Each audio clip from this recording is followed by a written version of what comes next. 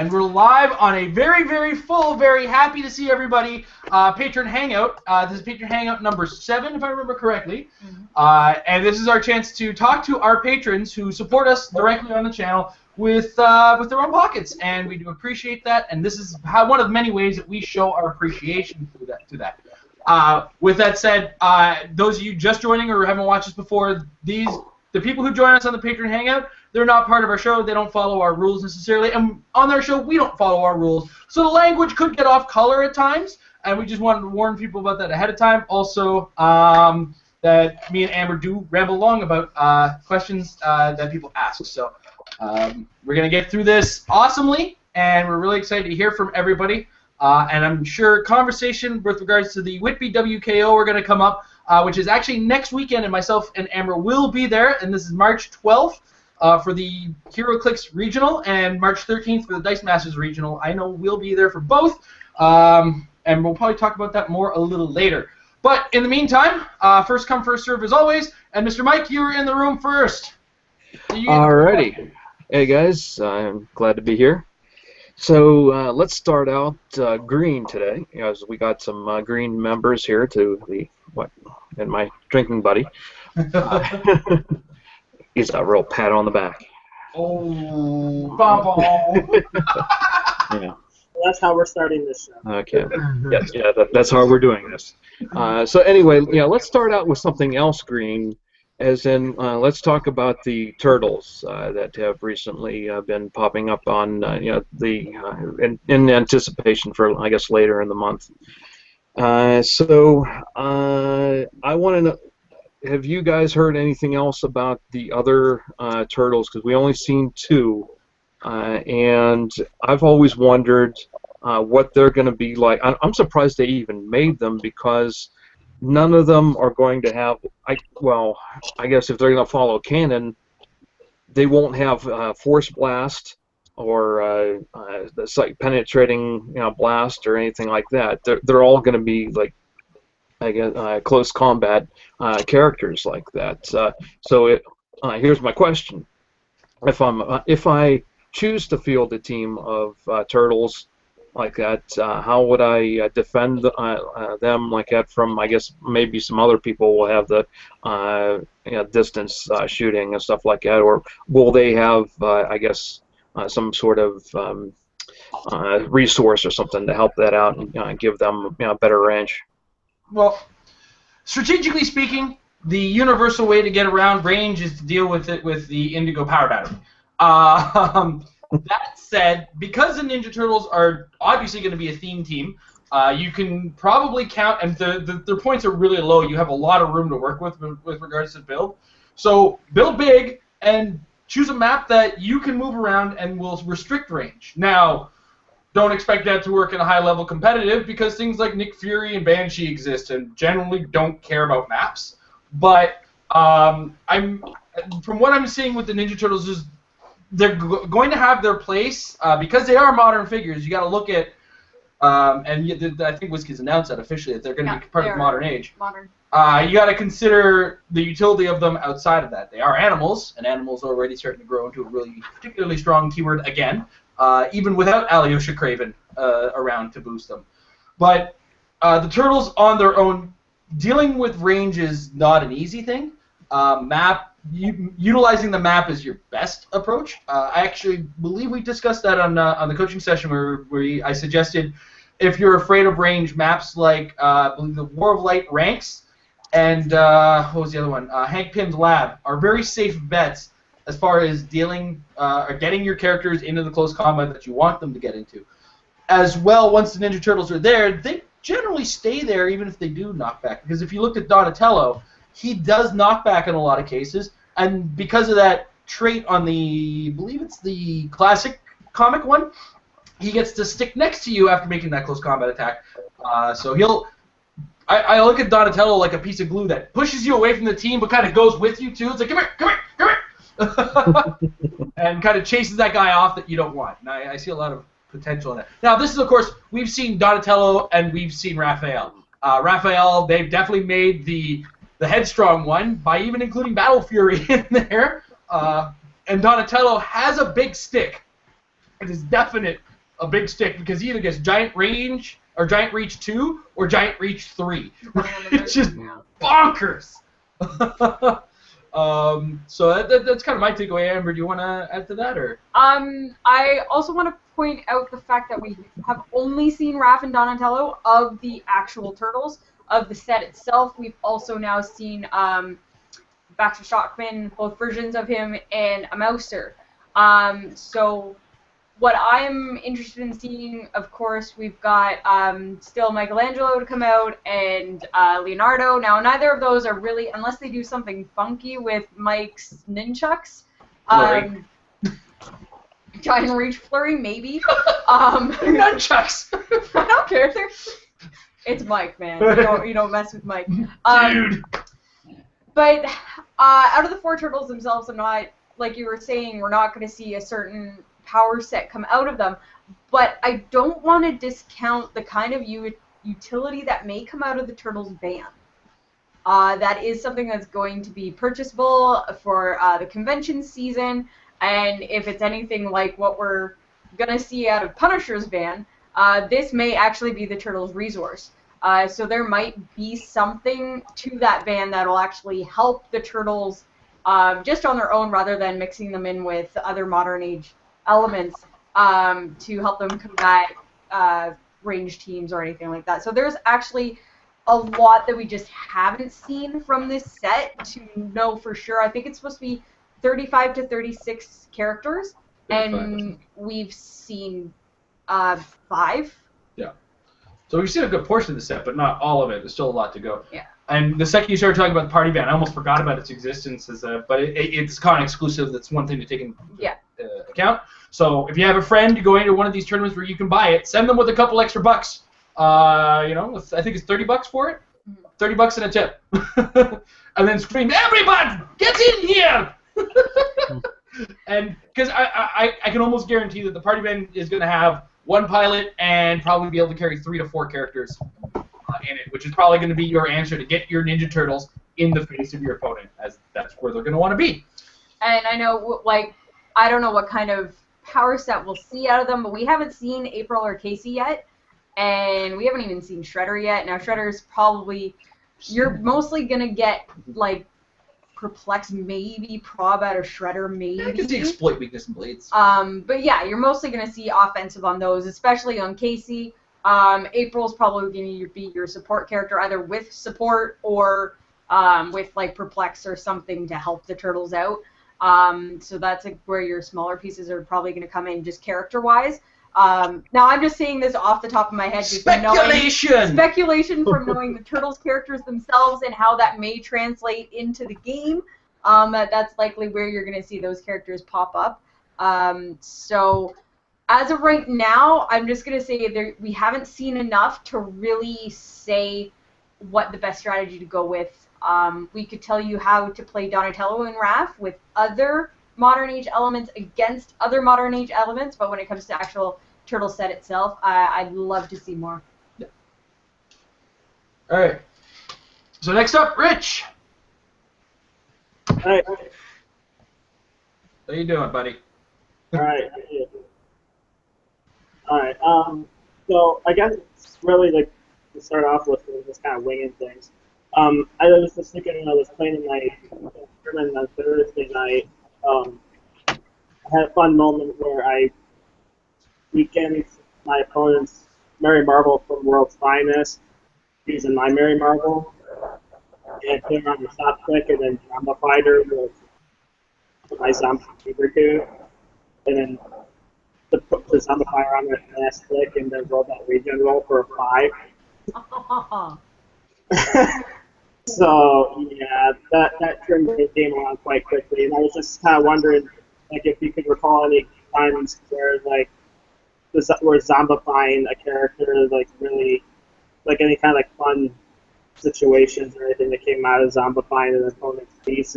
I don't know how often you guys use zombies.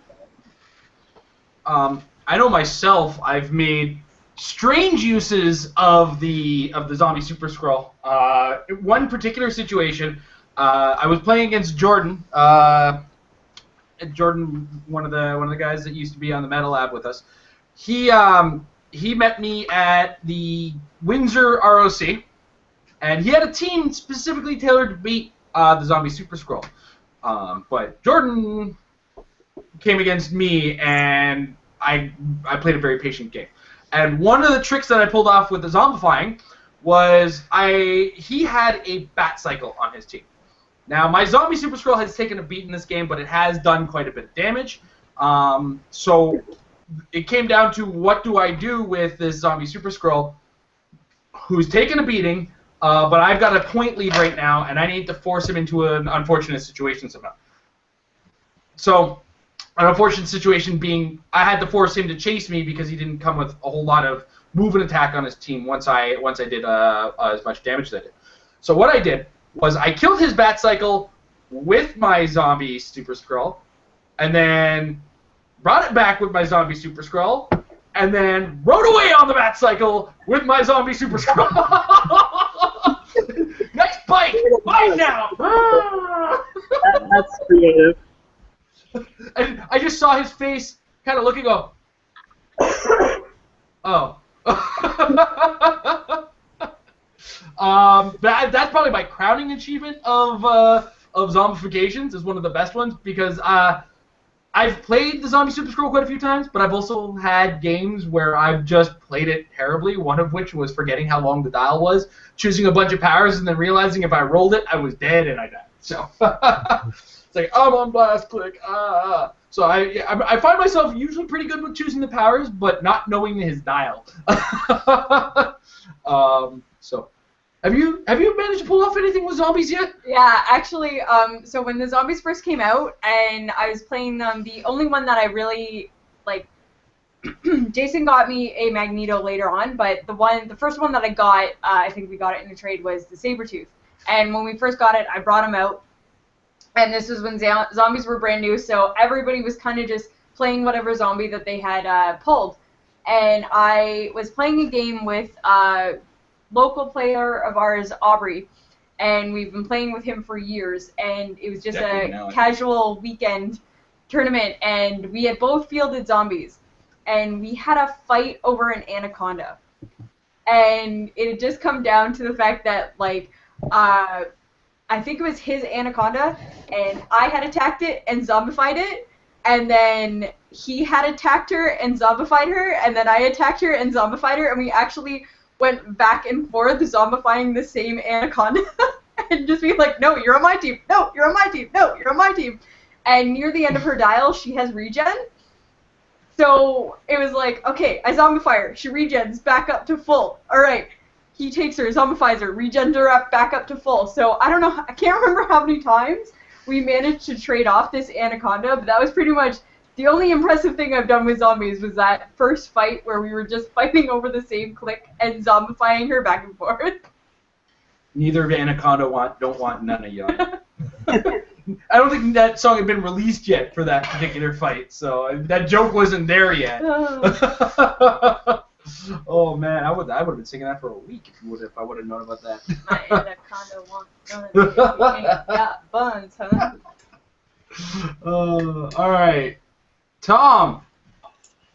I actually sent you guys an email because I didn't think I would be here tonight, so I'll skip my first question. Okay.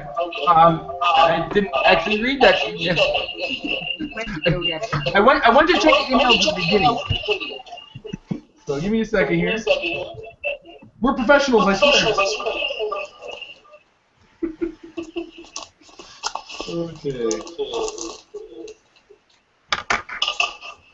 Where is it? Okay, here we go. Oh yeah, it's one of those hypothetical situations. Congratulations. WizKids has given each of you the opportunity to make a third-party HeroClix set. What franchise would you pick, and what would be your chase cycle? Following part. Okay, so I'm not going to read your idea, although I do like it. But, I'll go with it. He went with, Tom presented us with Pokemon. Very cool. And his chases would be the legendary birds, Mewtwo, and Mew. The original 150, I'm already happy with that idea. Amber, do you have an idea for this? I'm torn between two.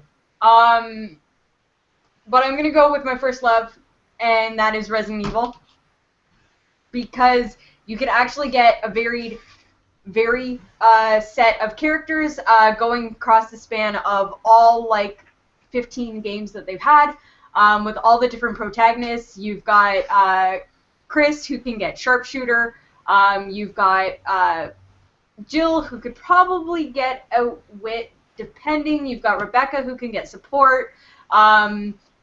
Even going to like the remakes and stuff, you can get Barry on there. A lot of them would be like range combat expert, running shot, toughness. Only because these people, you give them some fucking herbs and they're nope, nose on the flying for me.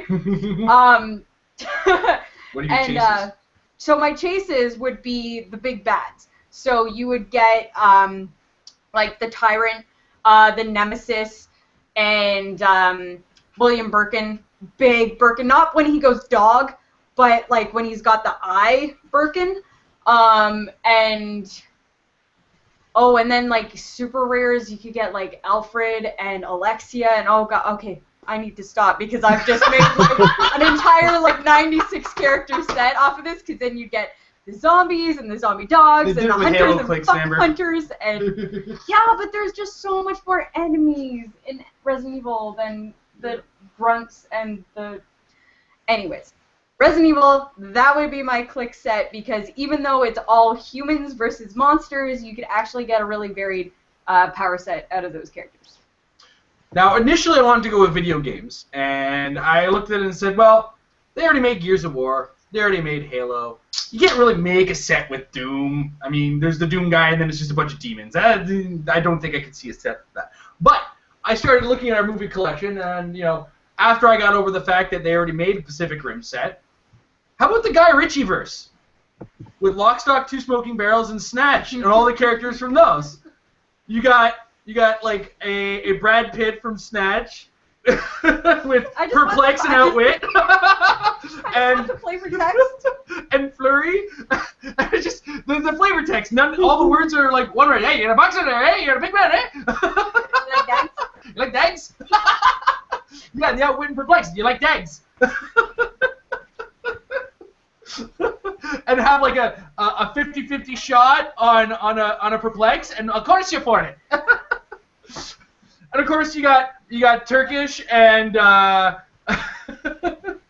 and Tommy, and of course they're gonna work together. It's like protection from who, Tommy? The Germans. Bullet Tooth Tony taking one damage at a time because he just wants to. I shoot you, you die, Tony. Oh, that's what came to mind, because HeroClix likes to make the things that already make sense that I like. So Guy Ritchie verse would be like amazing. As far as a chase set, it would have to be the bad guys again. Bricktop, Avi, who is it? Harry, the guy with the sex shop, and of course his close combat expert's gonna be beat you with a dildo. He killed the man, and the closest thing to him was a giant rubber cock. So, yeah, I'd go with the Guy Ritchie verse from Lock, Stock, and Two Smoking Barrels and Snatch. Right. I went there. I went way out there. But I have to give some points to Chris. He did call Skyrim Clix, and I think you can get 1 million characters out of that set. Just from the Elder Scrolls in general, probably. All right, so next in line, Nathaniel. Yeah, with the new con exclusives, obviously there's more of them, but they're a lot less expensive than they have been in the past. Is this going to be a change for the better? And does that mean that you think, or do you think that it means that they're going to be more available? I think this is a change for the better. For one thing, that Brainiac ship last year was prohibitively expensive. I think I know 6 people personally who went to Canadian Nationals and actually bought one. And when we left the store, like when we were on our way out of Canadian Nationals, they were everywhere in the store still. Because I have a picture of where it's like every available space was just mountains of the Brainiac ship, because they totally over-prepared for how much people would actually... Now, we do want to preface that with that same with this year as it was last year. Our dollar sucks right now. It sucks worse now than it did last year. It sucks worse now than it did last year, so we're so happy that the con exclusives are less than they were last year. That Brainiac ship cost us $90 last year. Yeah, $90 Canadian. Yeah. So whereas it was being sold for, I think, $70 US, after exchange, that was $90 for us. So that's why, like, barely anybody up here bought it. Yeah. Now, we're the type that buy everything. Yes. And I also piloted it to top 16. You used it, too. So, I mean, like, when we got them last year, the Faust and the Doctor Strange in Canadian were $20. The Supreme Intelligence was $50 for us, and $65 for us, and $90 for the Skull Ship. Yeah. So now, when I did the math and the exchange rate this year, the exchange rate roughly came to about $175, which is, for more things, less money. So that's not a bad thing in our books. More things, less money, awesome. There's more variety of things, too, which, if you actually look at what they're making available, you got the Batman, the 66 Batman. I don't think as many people are as excited about those. I know quite a few people don't give two damns about the Arrow stuff. We do. The Punisher's War Van is something I've wanted ever since they said vehicles, and I thought of Marvel vehicles, and I went Punisher's War Van and a spider car, and I said no. I still want Wolverine to Norton, but it's soon enough. But and then we have the Turtle Van, which had to be made. Yeah. Like, they made the Ninja Turtles. They had no choice but to make the Party Van, and it was just a matter of how they were going to make it available. Now, when they said con exclusive, my eyebrow raised, but at the same time I said, well, they could retail it, but how successful was the 66 Batmobile? I don't know if it sold out in your area. I think I've seen a couple still on shelves in this area, and so people bought it because it came with the card for the bookcase. Yeah, it came. Did it come with the bookcase, or was it just? No, it was just the card. So, yeah. So it's just a matter of whether or not they're going to move them. So I'm excited that we're getting more for less money, and I'm also excited that these are smaller things and will be easier to carry, because we do have to bum a ride to get the Canadian Nationals, and that means we have to fill up somebody else's car, and a Brainiac ship on my lap wasn't the most comfortable thing for a 5-hour drive.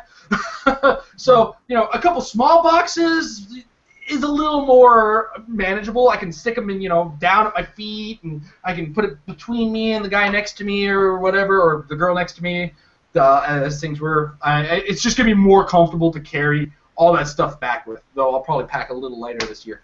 Also, in regards to distribution, is that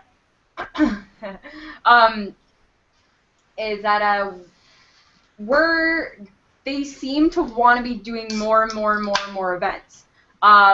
Whereas the Opens, when the Opens first came out in 2014, they did like 6. Yeah, 6 of them only in the States, and I don't know how many actually confirmed got done this past few weekends, but we have 4, I think, in Canada, which was not something that was happening. And they're going international elsewhere as well. And then now they're even doing a second round of Opens that are going to be constructed. And I think they said that that's going to be the first taste of the exclusives for this year are going to be at those new Opens. And then we'll probably see something after Worlds as well. And then whatever conventions that they're in between there, San Diego if they go again. I don't know if they're bringing exclusives to Gen Con. I don't know if they did last year. But everything seems to be at Origins, so they seem to be trying to get more out to the players as much as they can, which is what we've been asking for. Yeah. It's what we've wanted for a while now, and what made The Rock so successful was because these things weren't happening. And if WizKids can turn around and be like, okay, well, come to our tournaments, we're going to have these exclusives, then, hey, why not? And to continue on your tangent, they had to start this second set of WKOs because you guys all watch the Metal Lab? Yep. Yes? Okay. Do you guys remember how many qualified positions I said qualified for nationals courtesy of the WKOs in the U.S.? It was 79. No. Oh, right, yeah. And the recent announcement was, hey, only these 79 qualify for nationals. they're going to add some more. But what this means is they couldn't hold a separate nationals because they already had too many people qualified for it. So that's why it seems a shift to these extra double WKOs is a quick reaction to that. So, well, wait, that started on Con Exclusives, didn't it? Yes. We did it again! Tangent! Woo! We need fireworks for every time we go on a vicious tangent. So, Nathan, we answered your question and more. Thank you. No problem. All right, Matt. Okay, so Monday night, I had 4 attacks in a game in a row, and 3 of them were crit misses. So that gave me an idea. What are your superstitions? Like, I still didn't give up on those dice. Like, I could have switched out for another pair of dice, but I held strong. I figured, okay, I got this out of its system. Never hit anything the rest of the game. So, those dice deserve to go. But I'm just wondering what kind of superstitions you have in the game. Somebody film my game at all times. If there's a camera on me, I will not miss. And I will do something spectacular with those dice, too. But you take the camera away, and those dice are just gone. And I have the opposite problem. Like, you guys watch a show, and very, very recently, I can't, like, everything hits against Amber. With a few exceptions here and there. We've had some games where it's like, all we can roll is 6s. What's going on there? We've had games where we can't hit, but for the most part, even if you look at my games at Canadian Nationals, I played 2 or 3 games under the camera. I won all 3, and my dice rolls were amazing. One of which was a roll of an 11 against a Brainiac Skullship when I had a disintegration beam armed. People cheered. I was just like, whoa, what happened here? So yeah, my superstition is get a camera on me at all times, please. And then I will win, and my dice will always hit. But in general, I'm superstitious of dice as it is. But I also won't switch them like you did because I believe in probability. And the thing is, I believe probability is semi-karmic. If I roll 7 crit misses in a row, right? Yeah, a crit hit 6 blades. That's on camera. Yep. Find that off of camera. Ask anybody if I've ever done something like that. Never. But I believe in probability, and probability is semi-karmic if you think about the way that odds work. If I roll 2 dice 36 times, I have a certain number of dice expectations, right? But if I only roll 4 of them and I start with the 4 bad expectations, my future is looking pretty good because all the bad stuff's right here, right? So in fact, I would keep those dice, Matt, that you've been having a hard time with, and I'd save them for something big. Just not the WKO when you're across the table from me, please. Well, we've done the opposite before, so, I can't blame you. What do you think, Amber? I can't think of any superstitions I actually have in my gameplay or the way I play games. Have you noticed any weird habits that I have, or? No, you just gotta go with things. You have you have low expectations of how a game is going to turn out anyway, so you just gotta let the thing roll and just go with the flow and see what happens. I do actually have one, and it's a really, really weird one. I do better in a tournament. Now this isn't as much lately because I've gone 3-4-0 in like 3 tournaments over the last 6 months, which is actually saying a lot because I don't get out that much anymore, or I'm judging. But I do better in games if I lose the first game. If it's a tournament where it's like 3 or 4 rounds, if I lose the first game, the next 2-3 rounds, I do amazing. And then if I win the first game, the second game, I am nothing but nerves. Because I'm like, well, now I'm actually going up against somebody that's better because they've already won their first game. Doing my pre-release, I went 3-0. And I was like, what am I doing? I don't understand. Why am I winning? We played against each other in a finals once, remember? Yeah, War of Light, me and Jason. Actually, that's a funny one because, a tangent, but Me and Jason played in a War of Light, and this was month 4 or 5. I think it was month 5. It was month 5, yeah, because that's when I clinched the Necron. Whereas, like, he had gotten to a point, event point-wise, where nobody was getting the Necron but him. And I didn't want to, like, upset that. So me and him ended up in the finals. Now, I got really lucky pull because I ended up with a Sodom Yat and a Tomar 2. And I got a theme team with the green battery and everything. So, like, I was doing amazing. And it was me and him in the finals. And I think this is the only time this has ever happened. But I'm sitting there, like, just nervous as all hell because I'm like, well, if he wins, then he wins the tournament. But if I win, he'll get mad at me. So maybe I should let him win. I didn't. And I don't get mad at you when you beat me. Yes, you do. No. I get mad now because people don't want us to swear on the show anymore. That's the problem. But yeah, it was actually 2 months in a row. It wasn't my fault. I just opened the packs. It was the only time where I've ever, like, celebrated being beat because I was like, oh, that just makes me feel so much better that he ended up winning the tournament, not me. I played my ass off for that, though. You were winning 3/4 of that game, and then it came down to literally the last attack. I killed your Sodom Yat with my black hand, and I couldn't make my impervious wolf. Yeah, I don't think. Yeah, I think I psychic blast you on that one. Didn't I? No, it came down to my impervious roll, and I didn't make it. Anyway, yeah. So I got on that, through but that guy. yeah, my only real superstitions come from how I place in tournaments, and if I'm going to lose a game, I prefer to lose the first game because then I can win the next 2, no problem. There's actually a math to that if you think about it. Yes, Because if you lose the first game, then you're likely to play another person who's lost, and the likelihood of playing another person who's lost, who's probably not as good as you, considering you've been playing for more than a decade, is very high. Yeah. Right. So, but at the same time, sometimes you played against, like, if 2 world champions played against each other in the first round, scored particularly high, and you scored well too, then you're likely to play against another world champion. It happens too. I mean, these things happen. So, so next up, Chris. Woke him up. How's it going, guys?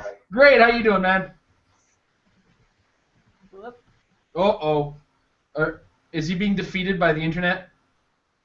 If you guys had met in tournaments before, and obviously you have. So, how often do you guys play off camera, or not? Just throughout the week? I'll give you an interesting statistic. About 1/3 of the games that you guys have watched on camera have been played before. Okay. Sure. That's just one of the off-the-cuff statistics because we have camera problems. That's a production problem.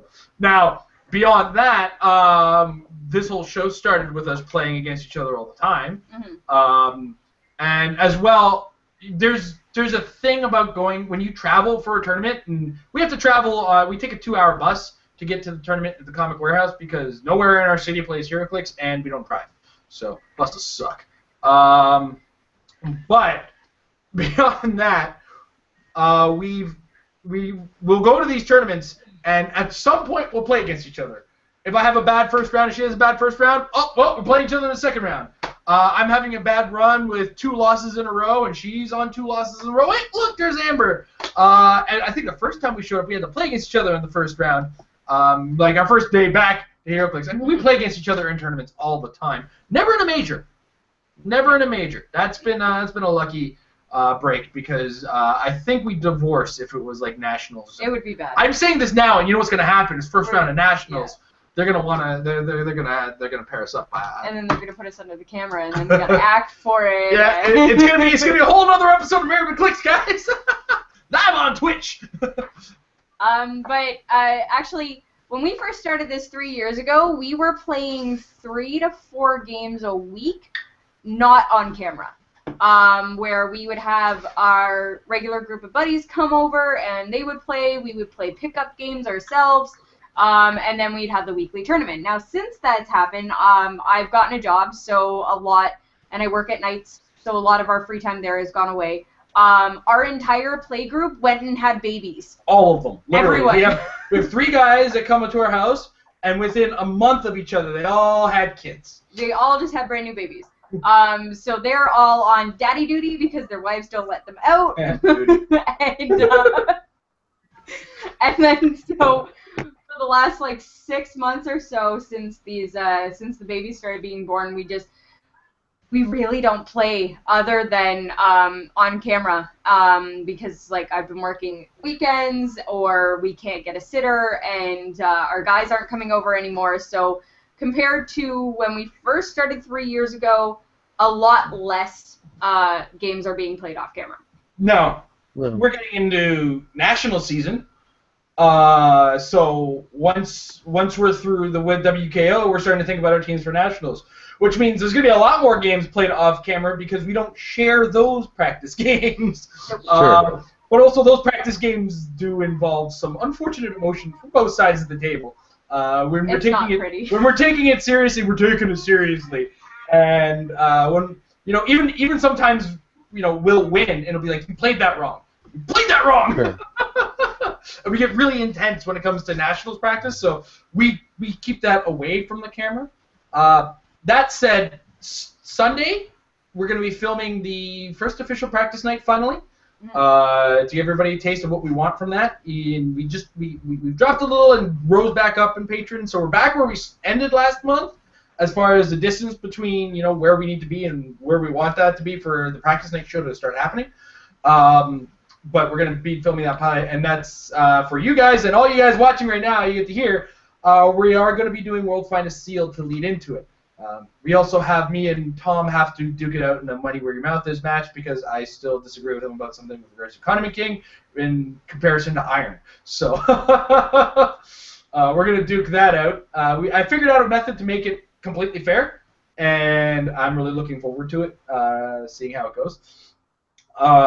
So yeah, we play each other. We used to play each other a lot more than we do now.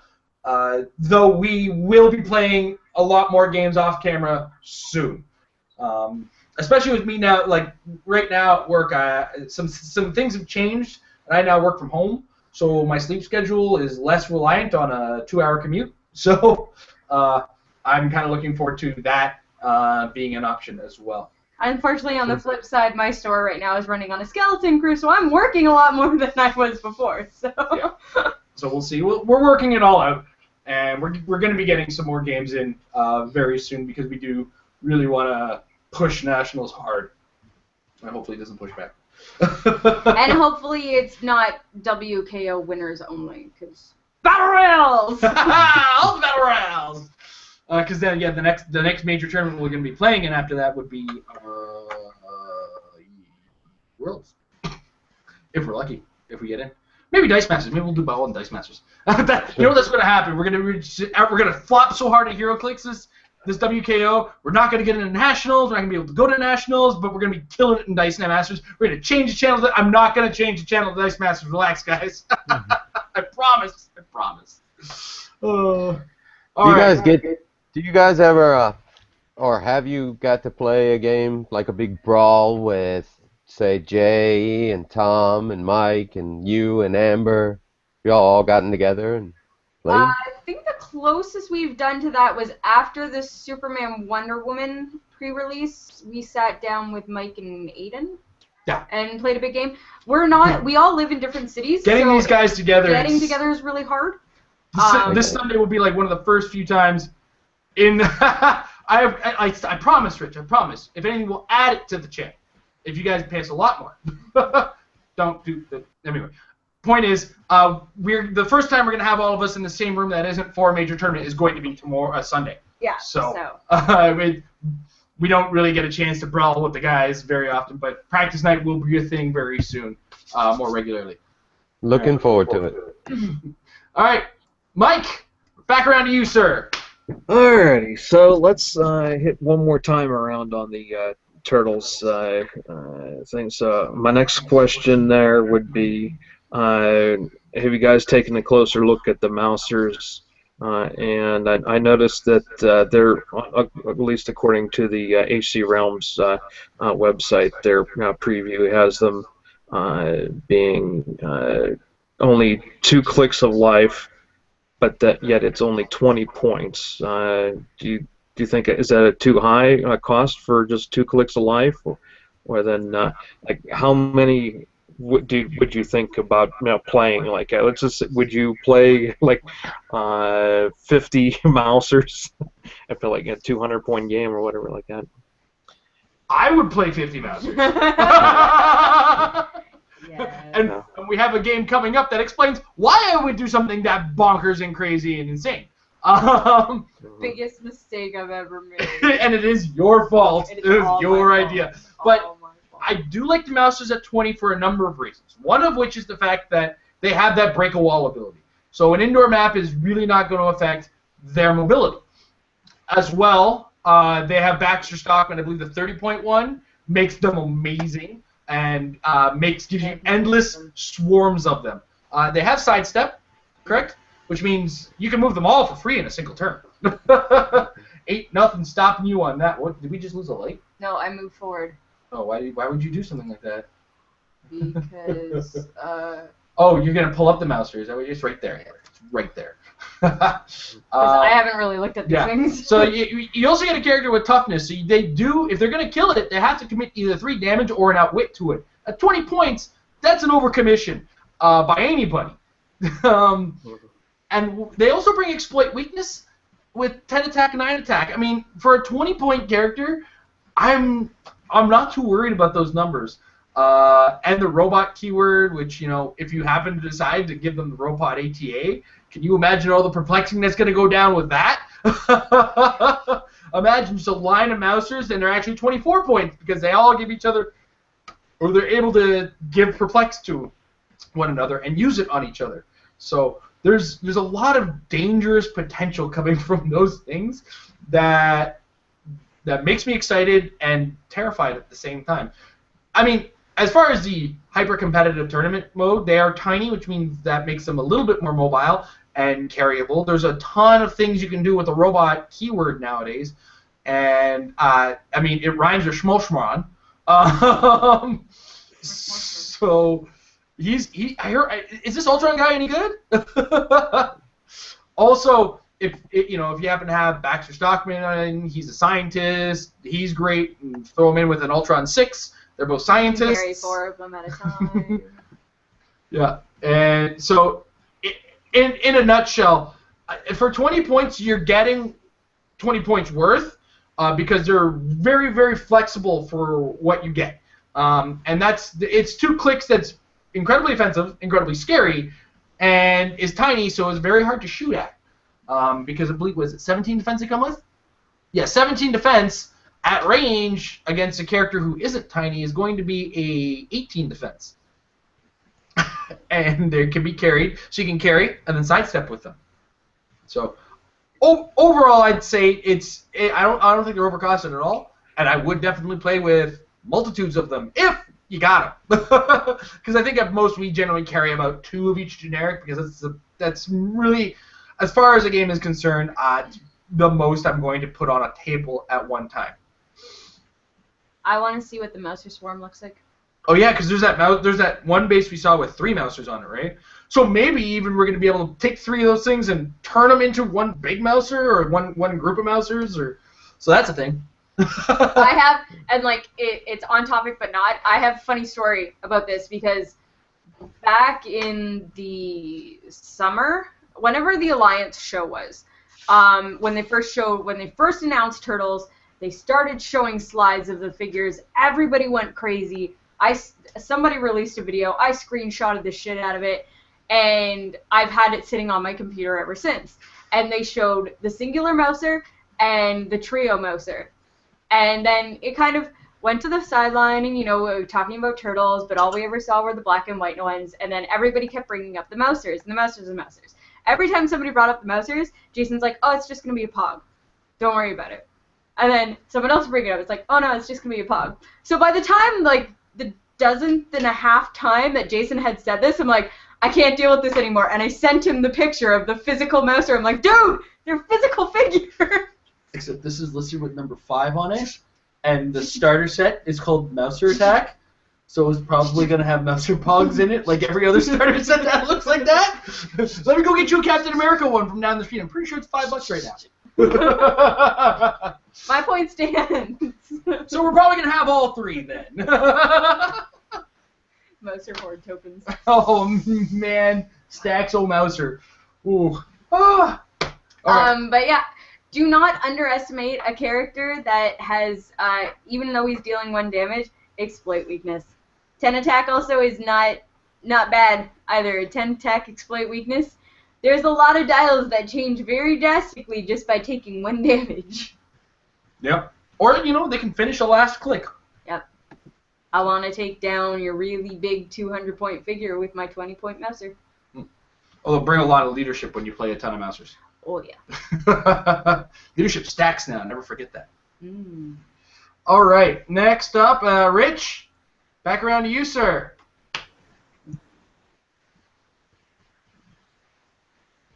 Oh, no. There we go. Dang, lag.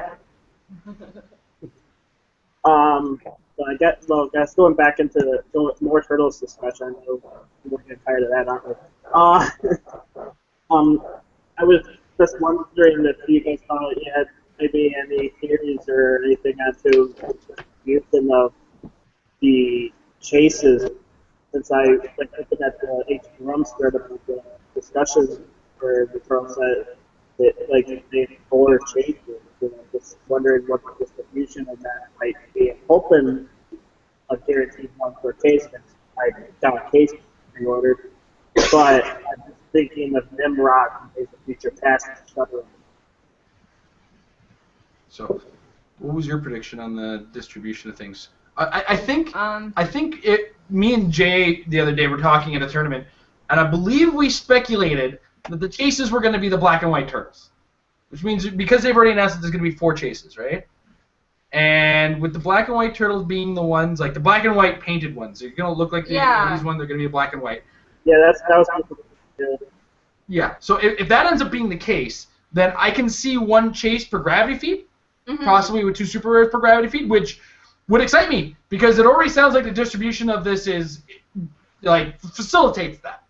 Though I don't want to buy 2 cases on the off chance of getting 2 or getting the full set of black and white turtles, because I do want a full set of black and white turtles. It is my desire. Must have that.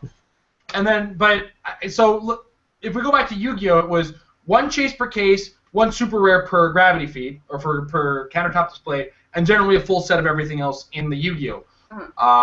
With Days of Future Past, in a full case, you weren't guaranteed a Nimrod, but you definitely got a...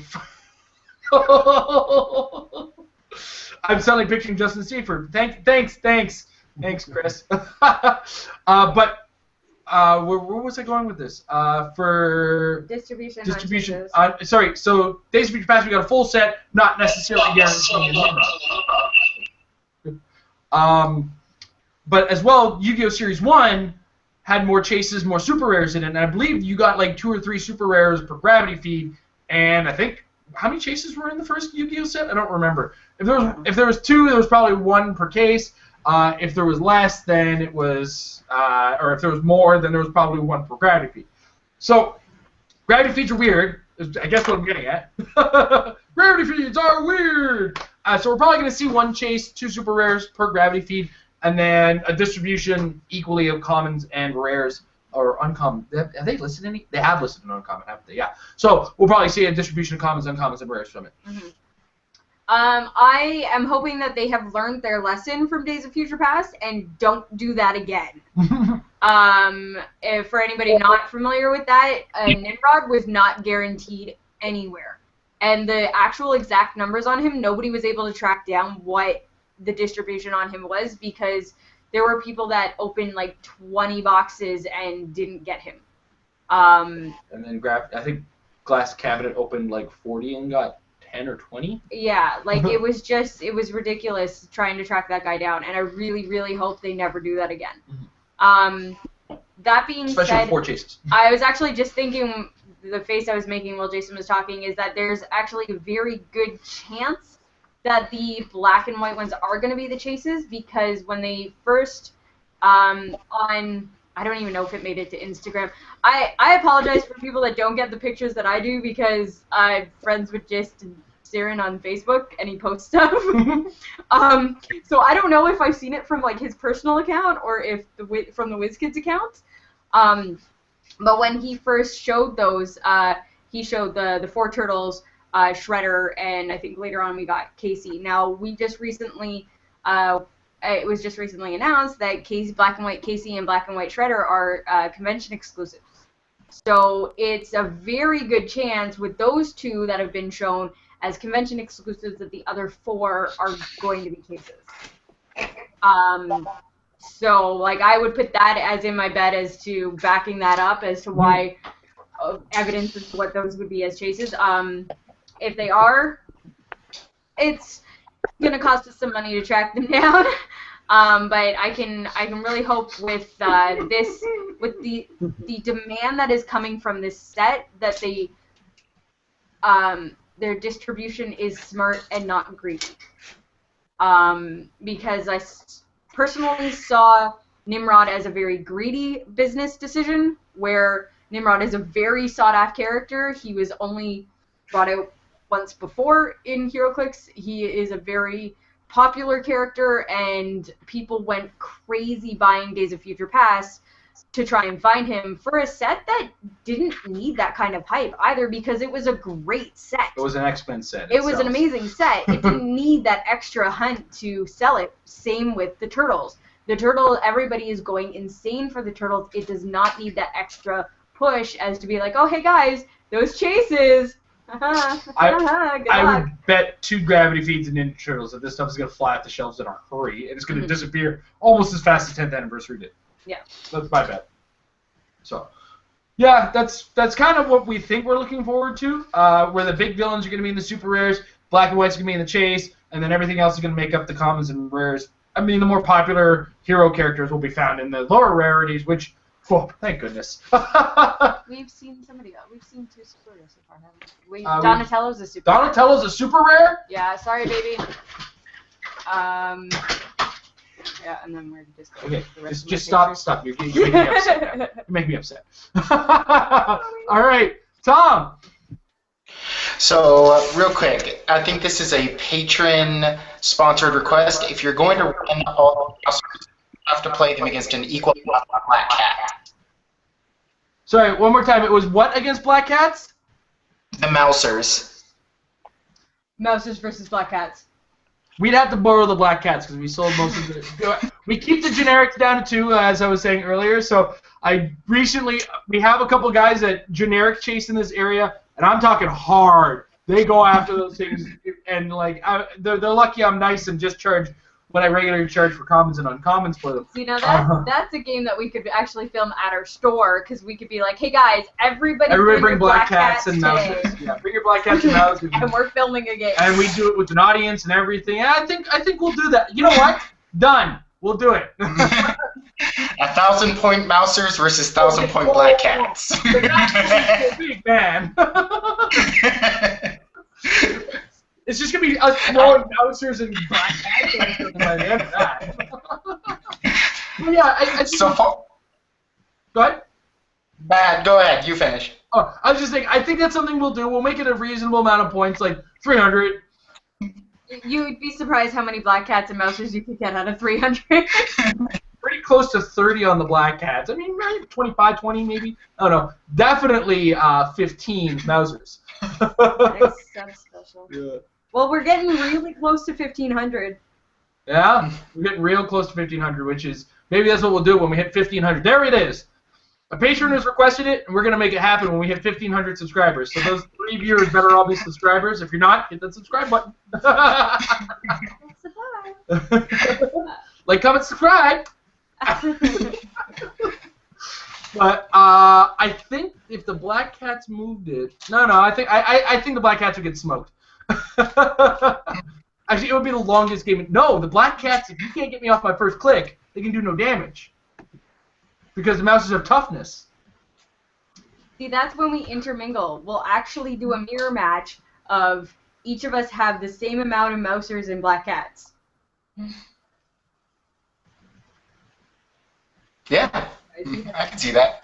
What about adding Dexstar? What's that? What about adding Dexstar into it? Add Dexstar and Streaky as generals for the cats, and then the Dexstar. whoever owns. There it is. And then add the whatever his name is, the guy who actually owns the mousers for the mousers. We'll add Baxter Stockman, both in original comic Black Man and bug form. There we go. Done. It is a done deal. The battle lines have been drawn. That's what happened. What happened in? When's the end of the month? I hope it's end of the month because I can't afford this right now. That was WKO coming up. Release date. Next up, is it Nathaniel then Matt? Yeah. Okay, Nathaniel. Yeah. Do you think that the expanded WizKids Opens are going directly after what The Rock has done? And do you think there's room for them to coexist? There was a time many moons ago, by many moons I mean like maybe 6 months ago, I would have thought that The Rock and WizKids were at odds. A couple months ago, or like 2 or 3 months ago, I got off a phone call with Howard Brock where I had discussed some conversations I had had with other people with regards to things, and I've discovered that is nonsense. Now, WizKids does want to improve their presence on organized play. That's no lie. And do I think it's competing with The Rock?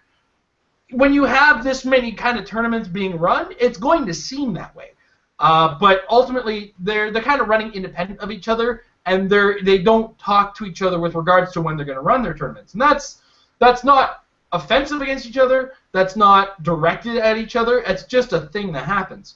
One group's trying to run tournaments independently, and another one owns the product and is just getting the people to run the events and giving them the dates that they can run it on. Nobody's targeting anybody or anything like that. Do I see it as competing with them? Well, it's a competition that's probably just one that had to happen eventually, because WizKids it's got to see that these people are going to the Rocks. That's a thing that's happening. I mean, when you get 80-odd people showing up in Majestics in California, you have 100+ people showing up in Texas for some Rocks. You have hundreds of people showing up for Rock Worlds just to play HeroClix. That all of those numbers, WizKids sees that people are playing their game. So they want a piece of that. But, of course, their piece comes from the product being sold, which is why the WKOs are sealed. Now, past that, they do charge the people running these stores. The stores that are running these events aren't getting these events for free. They do have to purchase these con exclusives from WizKids. They do have to purchase the product in order to run the tournaments. And that's where WizKids stands to make some money. As a whole, running the second wave, we can already tell that they have to sell these extra HeroClix prizes to all these stores. So they're seeing their money, and they're seeing people show up for them. And none of these stores are complaining that nobody showed up, because WizKids is doing their part by making sure people get the butts in the seat on their side. Now, The Rock is also doing their thing, because HC Realms is probably the most visited resource as far as HeroClix is concerned. I can't think of a single person who plays HeroClix and doesn't know HC Realms. And if they don't know HC Realms, the conversation I just had with them where they didn't know it existed, they're now on it.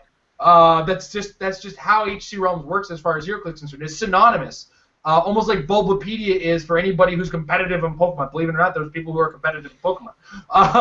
But the Bulbapedia exists as an extension of Pokemon, and I'm sure Bulbapedia as a website does its own kind of thing. And they're not going to be seen as competition to Pokemon and Nintendo running their thing, right? So what it is I think if you got to take one big takeaway from this, is we have too much HeroClix to play, and that's a good thing, right? I think the worst bad thing we can possibly have is too many tournaments to have to want to go to. So ultimately, when we have this many tournaments running all at once, the choice is to go to the closest one. And the fact that there's going to be this many and there's going to be some close to you, okay, I'm going to that one. I don't care who's running it. I'm going to play HeroClix. Amber? I think that early on, a year or 2 years ago, there was a very common misconception that when these new WizKids tournaments started popping up, that everybody talks to everybody. And the problem with that is that there is this belief that because the information is out there, everybody has it, which everybody has access to it, but not necessarily everybody has the information. Now, I'm saying this in specifics to running these tournaments because where the WKOs and the rocks are getting more and more and more frequent, we're going to end up with conflicting dates. And people are going to get upset about this. People in the past have gotten upset about this. And there was just this belief that, well, I've been advertising my thing for 6 months now. How could you not know I was running it? And it's like, well, not everybody knows everything. Whereas, like, the WizKids things are completely separate. And it's not WizKids necessarily doing it. And that was one thing where it's like, it's not WizKids versus The Rock. And when it comes to running these tournaments, it's like, The Rock is there. And WizKids are there, but they're reaching out, being like, "Hey, do this thing for me. Hey, you over there, do that thing for me." And it all comes down to following down the chain of the store, and then the judges and the players being like, "Okay, well, we're available for this weekend. Let's do it this time." And like with WizKids reaching out to their stores, being like, "Okay, well, we've got this time frame. Can you run our tournaments? You have these specific dates." The stores themselves have to reach out to The Rock and be like, "Hey, I want to run your stuff. Give me a set. I'll do it on my own." So when you get these conflicting tournaments, nothing's being done on purpose. WizKids isn't specifically selecting dates because they want to push out something that The Rock is doing, and we'd like to think that The Rock isn't selecting their dates to be like, "Ha, you can't go to nationals. You got to come to our Rock," because that would be silly. And then I lost my train of thought for a second. It's okay. If we want to get into specifics, Canadian Nationals on 2 separate occasions has been run at the same time as Rock tournaments up here. Now, not often do Rock tournaments occur, but at the same time, not often do the people over at Carta Magica do they find out about these tournaments. Now, the first time there was a Rock Super Qualifier in Windsor that was planned. Unfortunately, that the Canadian Nationals, the guys that run it at Carta Magica, they've given us a date time frame in which to run this tournament, and that's it. Like, you either run it this weekend or this weekend, and those are their options. So they had to choose one weekend. And I believe that year there was a major Pokemon card tournament at Carta Magica, so they had to choose another weekend, which happened to conflict with this Rock in Windsor. Now, the guys at Carta Magica weren't 100% familiar with what the Rock was at the time, and as a result, they were hamstrung into this particular date. So the guy that ran the Rock in Windsor rescheduled to another date the next year. Then the second year we had Canadian Nationals, there was a regional in Vancouver. Now, unfortunately, that regional didn't do particularly well. It happened to be on the same weekend as Canadian Nationals. Now, some people say, well, why did WizKids run the Nationals the same day as my regional? Well, for one, it's Carta Magica's choice. Second, Carta Magica is the complete opposite side of the country from this particular store. And as well, we were at Canadian Nationals, we do our quick little polls, talk around, see who's there, how many people are there, whatnot. I think we counted 4 people from Vancouver. So it didn't really have that big an effect on the numbers of people who showed up. So ultimately, this is just a thing of, like I said, a lot of tournaments, a lot of things happening all at once, and big things are going to conflict with each other, unfortunately. It's the way the world works. None of it's being done on purpose. Yeah. And like Jason said, if the worst problem that we have right now is that we have too many places to play at, that's not really a bad thing. Yeah. I know, Rich, I've seen your face on a number of top 8s in Super Qualifiers, so you clearly aren't at a shortage of hero clicks by any means of the word. Right? Are you joking on that? Oh, I swear I've seen your face. I have never even played in an ROC or a national or anything like that. So I just look like a lot of people, I guess. There's a dude with long curly hair. I could have sworn was also named Rich Franklin and was in these. I'm gonna have to check that up now. So Yeah. I apologize for stereotyping people with long curly hair. And It's like the Michigan WKO was probably was probably about as long as your commute, probably to get to me. I wasn't not 100% sure where that was because I also didn't find out about it until after it was already over. Okay. But anyway, because that's just too difficult for me to be able to afford to go to any of that stuff being in Michigan because it's multi-state. You can get anywhere. Well, then your doppelganger is really good at HeroClix. I'm not too bad at it either. I just can't make it out to those big events. Yeah. All right, Matt, it's your turn, sir. I had a quick question about the Baxter Stockman, the human form. He looks crazy with his ability to free action heal characters with the robot keyword. Do you expect he's going to be like, an essential play for every robot team? Well, it is a power action. Oh god. Isn't it free? Oh no, it is a free action. Holy crap. Oh my god, that's amazing. That's even better. A free action to heal or give it +1 attack and +1 speed? Only if they can't be healed. If they can't be, oh darn. Because they're at, what does that mean? Because they're at full, they're on click 1, right? Yeah, so here comes the problem. Robot teams are good. Yeah. Theme teams are great. But unfortunately, Baxter Stockman is a scientist and a Teenage Mutant Ninja Turtle enemy, I believe is the keyword? A villain. TMNT villain. Which makes him very difficult to put in a strictly robot team. Now, earlier today, I did slip up and mention Ultron 6's name. I invoked the name of Ultron 6. He is both a robot and a scientist. He is also a beast at 160 points and also amazing at 30 points.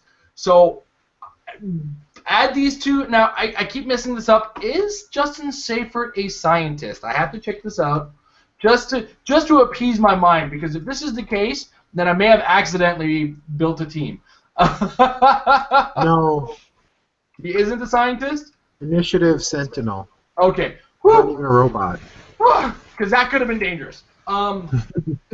Beyond that, though, getting a number of Ultron 6s on the same team as this Baxter Stockman, even throwing in a couple more scientists, because scientist is becoming another keyword that is getting very dangerous. And I believe somebody here did fairly well with a scientist team at Iraq. Right, Chris? Fairly well, yeah. Didn't break top 8, though, which was my goal. But there's next time. We've got another ROC coming up in 3 months, and I'm already working on my team, so we'll see how that goes. So, scientists are already dangerous. Yes. What if I was to say mystical is a dangerous keyword, because mystical characters are often made with a certain design sense. They often have the ability to get around defense powers. They hit hard, can't take hits as well, but also hit back with the Mystics team ability most of the time. If they aren't particularly easy to hit, they don't take damage well. That's a common design theme. Scientist follows a lot of those common design themes, but also comes with a lot more outwit, probability control, and perplex in that sense. Less probability control, more outwit, perplex. Quite a bit of enhancement. It often works really well in a group, as scientists work. So if you start including the idea of Baxter Stockman, Ultron 6, and any other scientist robot, because I believe there's other robo-scientists, and it's just... Oh, Shazam is a mystical character. Yeah, Shazam! Then there's Shazam and Mystical. Mystical is actually getting a little bit less varied, or a little bit more varied and more potent in what it can be. But ultimately it is... World's finest made Mystical gross. Mystical was already gross. It made it impossibly gross, is what it did. So, I was going somewhere with this, I swear. Robots, scientists... Yes, Baxter Stockman will be very important on teams with robots, If you want to maintain the theme, it will be with Ultron 6s and other amazing scientists that could be Toymaster. I didn't even think about Toymaster. He's pretty good with I believe, robots, and he is scientist. And I'm talking about the rare from the main set. If you think I'm talking about the Fast Forces one, please don't put those words in my mouth. Please. Edward, talk at length about it. I was out all day shopping, and when I got home, I opened up Facebook, and there was previews. And then I looked at Baxter Stockman, and I instantly picked up my phone, and I texted Jason, Baxter Stockman is Ultron's new best friend. Like, I barely looked at the figure, and I was like, Baxter Stockman and Ultron. And then, how did that conversation continue? Or You're like, you asked, is there an Ultron with scientists? And I texted back 6. Yeah. I just texted you back the number. See, that's the thing. I texted him where he didn't get the tone of it being like, well, isn't there an Ultron with the same? Yeah. That's basically where I was going. That's all I have to say because Jason said all the rest. I was blinded by science. I'm scared of massive production with the Ultron 18.2. Oh, 18 is 18.2. He's Stark Industries, if I remember correctly, but he's also so strong. Yeah, but that trade of KOing a robot instead of KOing himself. Oh, that's right. Also produce Mousers is a problem. Yeah, I forgot that the full dial one was also good. Who plays a full dollar Ultron? The same guy who's going to play Ultron won 160 points with Baxter Stockman. Oh, plus you want +1 attack on that thing with +1 movement and running shot? No. Oh gosh. Oh. You do. Modem. That's a man that stalks. Dude. I knew there was a reason that heavy woman existed. All right, Chris. It is your turn, sir. Okay. Well, this is going to be my last question, and then I've got to turn over the internet for the night to the wife. She can only take so much Clix in a week. I make her play at least three games with me, and we have fun. She usually runs Hulk or World's Finest. That's a fun figure to play. And speaking of which, we've got a doppelganger kind of match tomorrow where all your figures have to share a name with another figure. And I was posting online.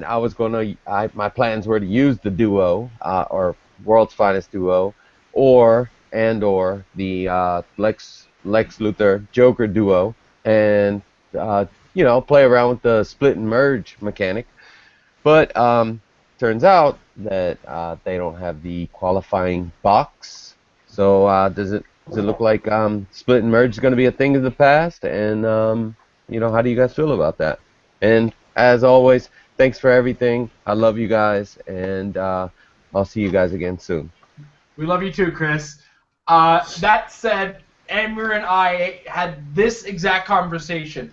So split and merge doesn't work on World's Finest or Joker and Lex.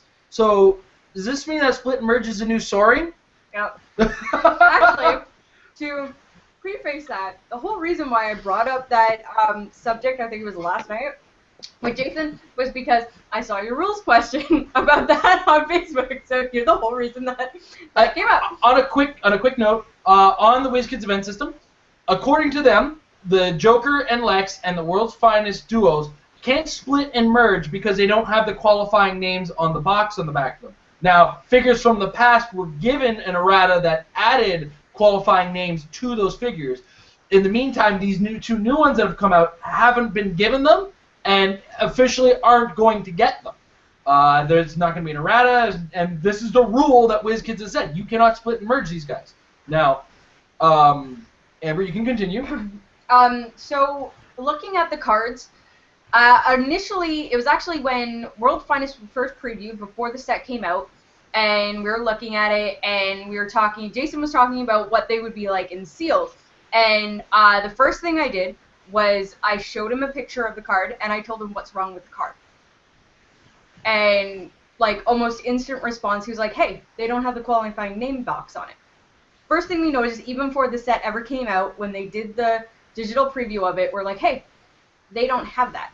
I also initially speculated that was because they had too many powers. Yes. And that is something where the full card was being taken up by all of the powers that they had. So we were like, okay, well, maybe whatever. The actual like duo cross fist symbol is what gives them the split and merge abilities. So they still have that. They still apparently have the combat ability. So you know what? It was just they didn't have room on the card. They've done that before. Giant Man doesn't have a real name because he doesn't have room on his card. So we didn't think about it until they decided to bring up this ruling. Now that being said, when we saw the big change to Colossal Stamina, Giant Reach, Size abilities, innate abilities, they seem to be really cutting down on how combat abilities are going to work. Now, for anybody who's never used Split and Merge before, don't bother. It is one of the most over-complicated abilities that they have put in this game. And one of my Dial It Up episodes about replacing characters, there's an entire section about Split and Merge, and that is like cut to shit. Because there's a couple of times where I've flubbed it just filming that because I'm like, I have to stop her like 8 times, like, no, you're wrong. No, that's not right either. No, you're wrong. So it's just, yeah, and then when it comes to replacing characters and all the rules on that, and you're switching over to who gets who, and when they split, you get to choose who gets what, and... Who gets the action token, Amber? There's no action token. You're not supposed to have the action token. Yes, you can't split if you have an action token. But it's just, it's an overcomplicated rule that I will not be sad if it goes away. Now, Jason had mentioned earlier if in this whole hypothetical retelling of what actually happened, so it's not hypothetical, is that if it was going to go the way of soaring. And also for anybody that hasn't been playing as long as us, soaring was a mechanic based on flight stands because flight stands used to be a thing. That they were just like, no. And they just It used to be a thing that broke a lot, too. Yeah. They just completely did away with that. So if this is a combat ability that they decide to just completely do away with, I won't cry. it's okay. Let's be honest. Everything about Split and Merge that's been used has been shenanigans. I moved the resource onto this guy, and the Phoenix Force came out. Now the relic goes to that guy, but the assignment goes to that guy. That doesn't make any sense to me in any way, shape, or form. Beyond that, we go to the next point where it's what was it? It was this guy is still on click 1. This guy's on click 11. Merge. All right, we're on click 1. What? Split. Now both of them are on click 1 again. Everything about it is nonsense. Yeah. And really just when you factor in that mess that is Split and Merge, it's something the game can actually literally live without. When duos first showed up, it didn't exist, and then eventually it did exist, and then that was Fusion. Yes, Fusion is slightly different because Fusion was based on distance from the dial, and it was based on like the one that's been damaged the most or something like that. Fusion worked, and it's also Yu-Gi-Oh! It doesn't matter in the game anyway. Sorry, I don't know if this is going to show up in the Hangout. We're getting pop-ups from everybody giving us chat. The chat windows don't show up in the Final Form, so we're talking. We're reading their minds. And just be like, oh yeah, we're actually getting chats, and that there was a merge ability, not a split. They couldn't split. There was a merge ability like that was in Yu-Gi-Oh! Called Fusion. And you had to earn it. You had to hit with an attack with one of the guys. They had to be adjacent to X number of people in order to do it. Usually the fusions took about 3. Yeah, it was 2 or 3 just figures. Because that's how Yu-Gi-Oh! Itself worked. Yep. I don't know anything about Yu-Gi-Oh! But it was like 3 characters would turn into a big character. And usually it took a lot to do that, to actually get those fusions to work. But it was definitely, it was definitely a improvement on the merge ability was the fusion, and I thought it worked really well, and I saw it multiple times while we were doing the Millennium Stone tournaments. What was my hit rate with the Ultimate Blue Eyes Dragon or Blue Eyes Ultimate Dragon? I think it was 100%. 100% of the games that I brought it, 100% of the games I merged that three-headed monstrosity, and 100% of the games I lost. I only ever saw you do the Magnet Warriors. Oh no! The Magnet Warriors I won with too. Those guys were so that. For some reason, the Ultimate Blue Eyes Dragons 20 defense just didn't want to not get hit. I don't understand it. I have a 20 defense. How are you hitting? Yu-Gi-Oh attacks are terrible. Stop hitting me! I don't know. I mean, things that make sense don't make sense to me. Things that don't make sense to me. It's all nonsense to me. But ultimately, yeah. So I can definitely foresee a future without split and merge. It's not that big a deal as far as I'm concerned. If a couple characters work like the Yu-Gi-Oh ones, where you have to do a thing to earn the thing that gets a specific way of it happening, but not the reverse, okay. I mean, you had to earn it, right? You had to, and the Yu-Gi-Oh one was just, with the Ultimate Blue Eyes Dragon, you had to have 3 of the Blue Eyes Dragons next to each other. One of them had to hit, then they merged, and then that was it. And then that merge gets +1 to all its stats, and that it's not going backwards, it's not going forwards. It's all okay, and it's just it follows regular replacement rules. If one of them happens to have a resource, well, the new merged thing is the full replacement and gets all the assignments that the original thing had. Keeps it real simple. So. Also, fingers crossed, if we see these come out, because they take up a lot of space on the pack, and the cut down on Colossal Stamina and Giant Reach and everything, maybe we'll get to see team abilities back in the pack. Then they have to split the Marvel DC ones again, remember? Licensing. Dreams crushed. God damn it, Jason. I just do that. I just Amber's dreams right here with the hammer just an easy to read pack. You silly girl. I know. Alright. So Mike. Alrighty, so I've been sitting here listening to glow on and on about the robot keyword. I love it too. Some of my more successful teams with robots, and actually, I built you guys a robot theme team for 1 year, builds and things like that. Alright.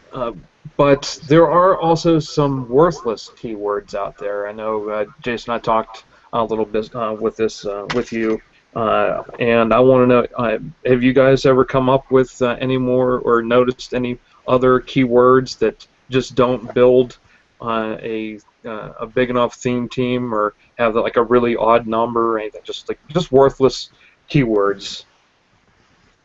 The number of times I've built a team with the brute keyword, and it just won't stick. I'll just look at it and go, no, that team is bad. Stop, Jason. And then I'll go build another brute team. It's like, no, Jason, stop.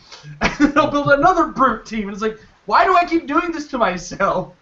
For some reason, I like characters that get the brute keyword. They're all big, thugly, want to beat somebody up with fist guys, and they all suck when put together on a single team.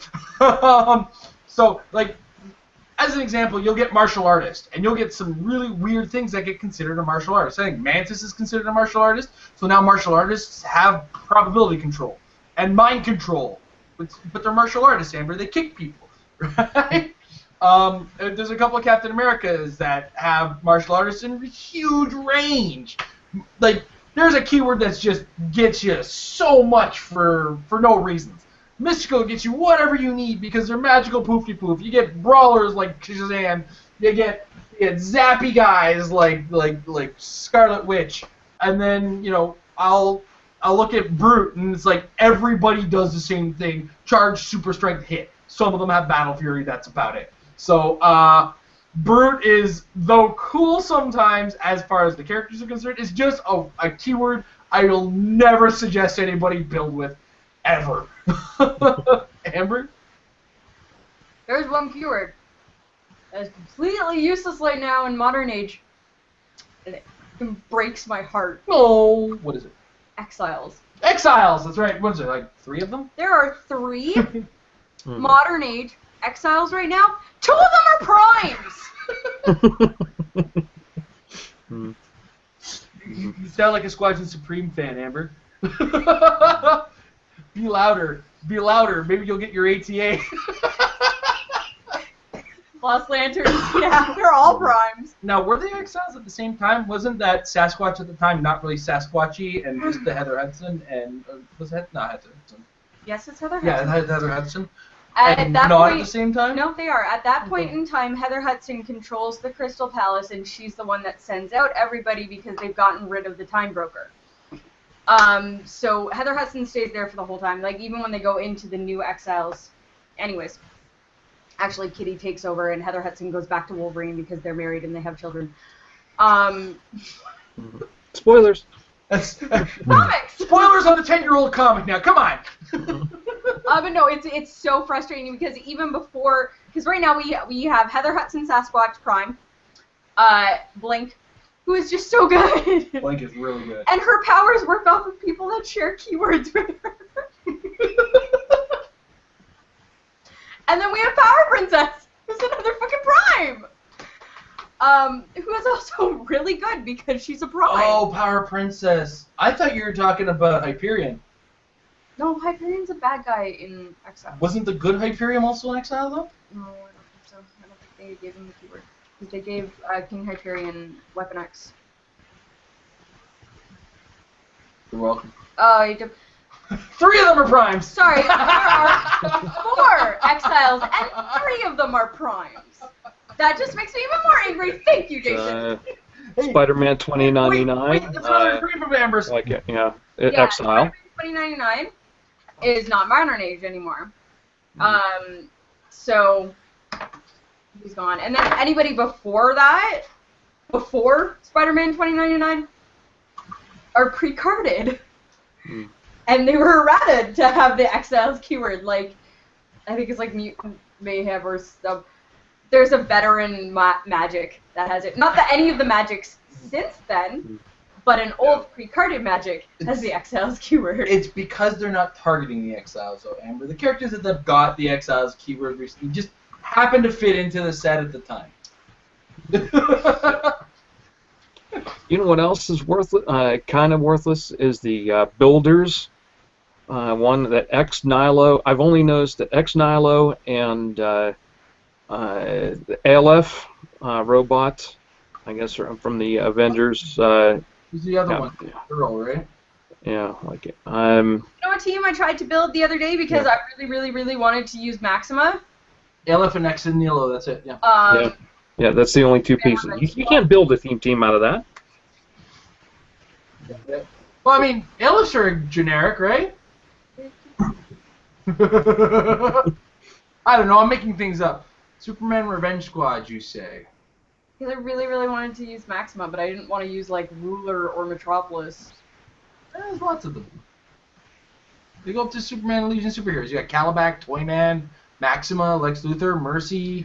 Okay, Dawn of Justice, which we didn't, like, we just got, so... It came out this past week. And then what? Yeah, President Calabac Luthor? and Toyman are the only other... Yeah, and the set's new, and I think at the time the set hadn't been out. Is that what you're saying, Amber? No, because this was Wednesday night, and I just haven't looked at Superman. I was going through the cards and not actually going on H Realms to look at keywords because you were here coaching somebody. Oh yeah, I was coaching Ron.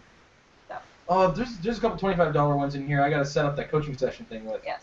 Right. But anyways, yes, my big Email will be out soon, guys. my big useless keyword that just, as you can see, infuriates me is Exiles, and I really Yeah, there's 6 Exiles. Blade, Juggernaut, Longshot, Magic, and Dialogue. Like, you know what they could have even done just to help is just give King Hyperion and Iron Doom the Exiles keyword anyways. They give them Weapon X, which makes sense because Weapon X is the name of the anti-Exiles, but... King Hyperion had the Exiles keyword. Alright. So, Rich. You're up, sir. Oh, okay. Really, I got nothing. That's okay. That's alright. I didn't really prepare questions. I just decided to wing it. That is works okay. too. That works. You can still hang out and listen to everybody else's questions. If you think of something along the way, when we come back to you, we'll let you know, or you can let us know. Tom. So I am looking so much forward to Batman vs Superman. Like, I don't even care if it's a terrible movie. I will watch it and enjoy it. And I really, really want to make Armor Batman work. What do you recommend? Well, start with that armor keyword, that's for sure. He actually doesn't have it, I believe. Oh, he doesn't? I believe... I do declare shenanigans. He does have armor. Armor Gotham City Justice League. Okay, he does have armor. Okay, I missed that. Okay. So, you got... All of his keywords are good if you want to build a theme team. Armor... You got one last couple hurrah... Or, sorry. Do you want me to stick to modern, or is Golden Age okay? Preferably modern, because I want to try taking him to an RKO. Oh, okay. So you want... Okay. Because he'll be your temple, you got to be careful with him. You got to keep him alive. Ultimately, if you want to keep theme, you're gonna be a little bit more harder pressed to defend him with the ones you have, because for some reason, Harley Quinn, who is immediately one of my first options when it comes to Gotham characters, doesn't have Gotham City as a keyword, which becomes a little obnoxious when you're trying to make characters make people better. But Toymaster, if I remember correctly, modify characters, friendly characters, is that attack value? Attack value of adjacent friendly characters by +1. If that character has a armor or robot keyword, also modify their defense. So for 30 points, you can add +1 attack, +1 defense to that character, just by keeping a guy next to him. And that guy next to him also shares the 2 team abilities that he has in the Batman ally and Superman ally. So if you bring him next to them, then all right. Have a good night, Matt. Good night. Sorry to interrupt. Good night. Oh, it's okay. It's okay. I'm team building on the fly, so any interruptions are a good thing. Now, you don't have to worry about stealth busting because that Batman does come with the Superman enemy team ability. So then he becomes the how do I deal with Nick Fury problem. Now, right now, I'm in the mindset of just use the Indigo Battery if you don't want to deal with Nick Fury, because it just works. Nick Fury can do nothing about the Indigo Battery. My plan right now was actually to run a Justice League and take, everyone's favorite 25-point tiny person, Atomica, and run the Justice League Dark ATA, which gives, as long as there's 2 Justice Leagues next to each other, all enemy ranges are -2. That's right. Oh, that's good. That also works, which drops Nick Fury's effective range to 7, and he can't do anything about that because it's not a power, it's a team ability, and his thing very specifically targets powers on the can't use spectrum. So you're already off to a really good start. If you're going to these WKOs, they don't follow the ROC's rules of no tactics, or no resources.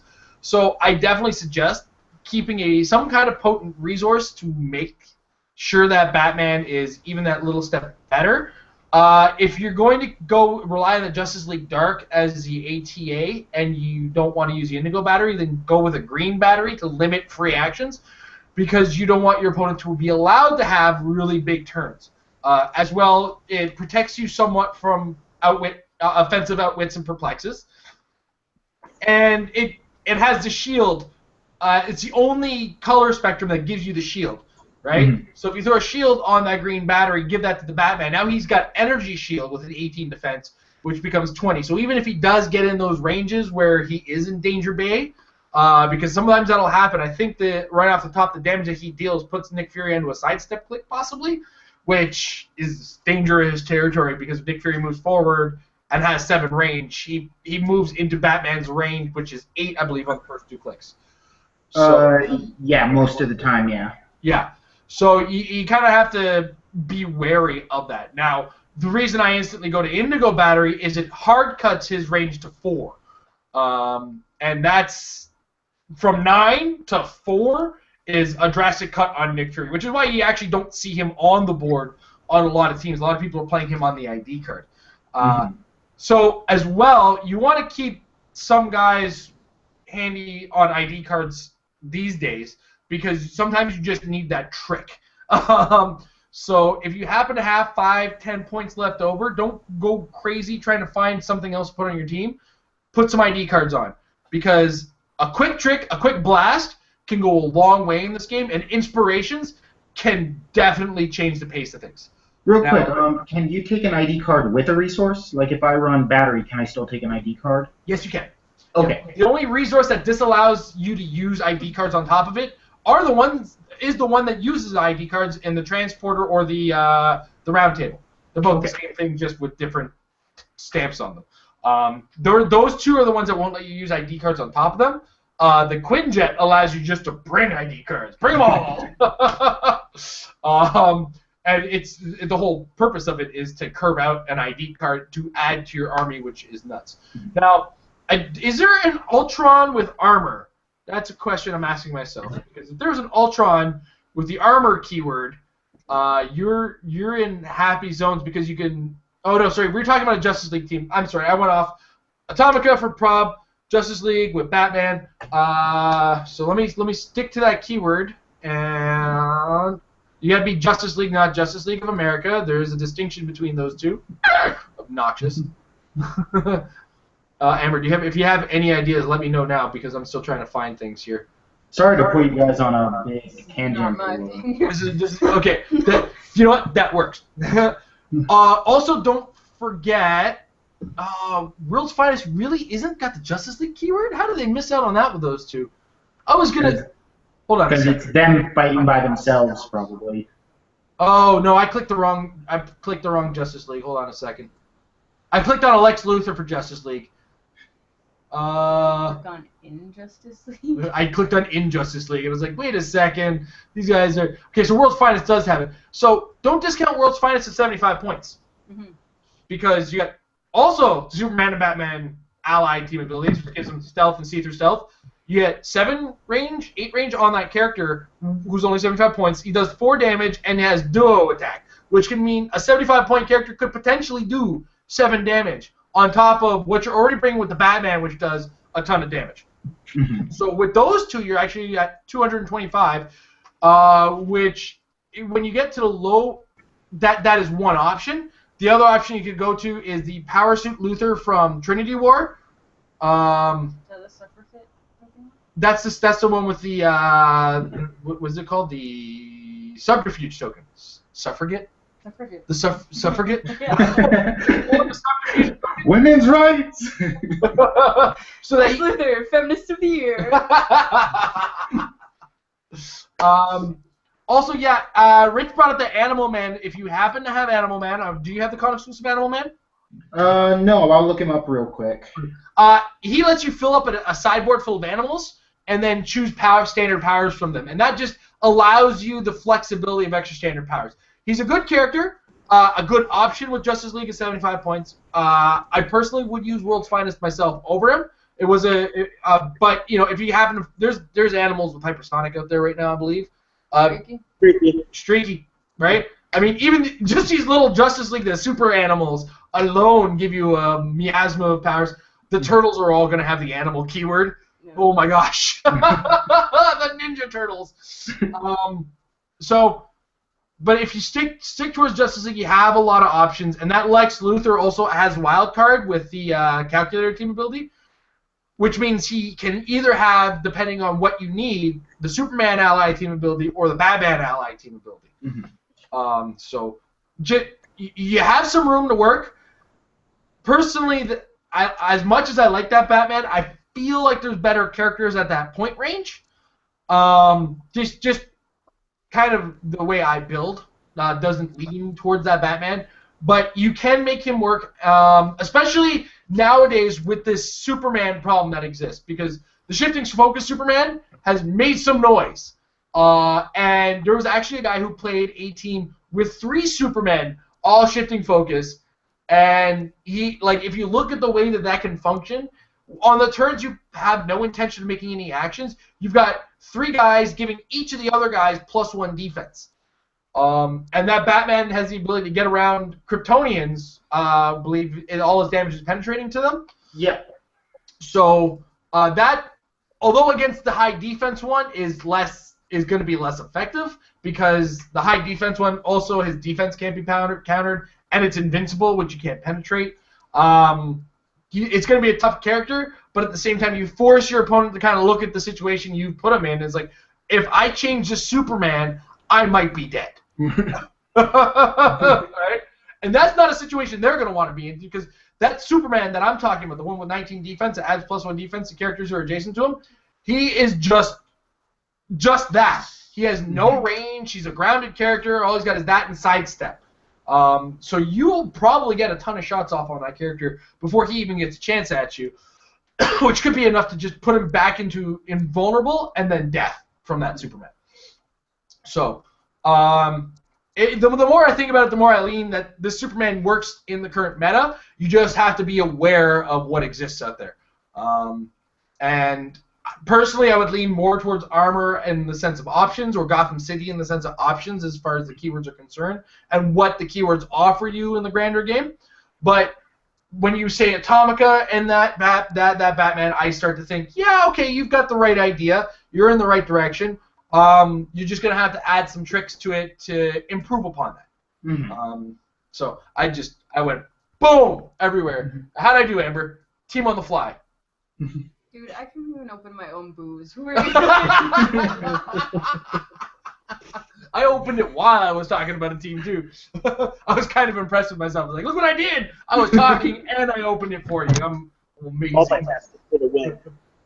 So I apologize if I can't give the perfect answer off the cuff.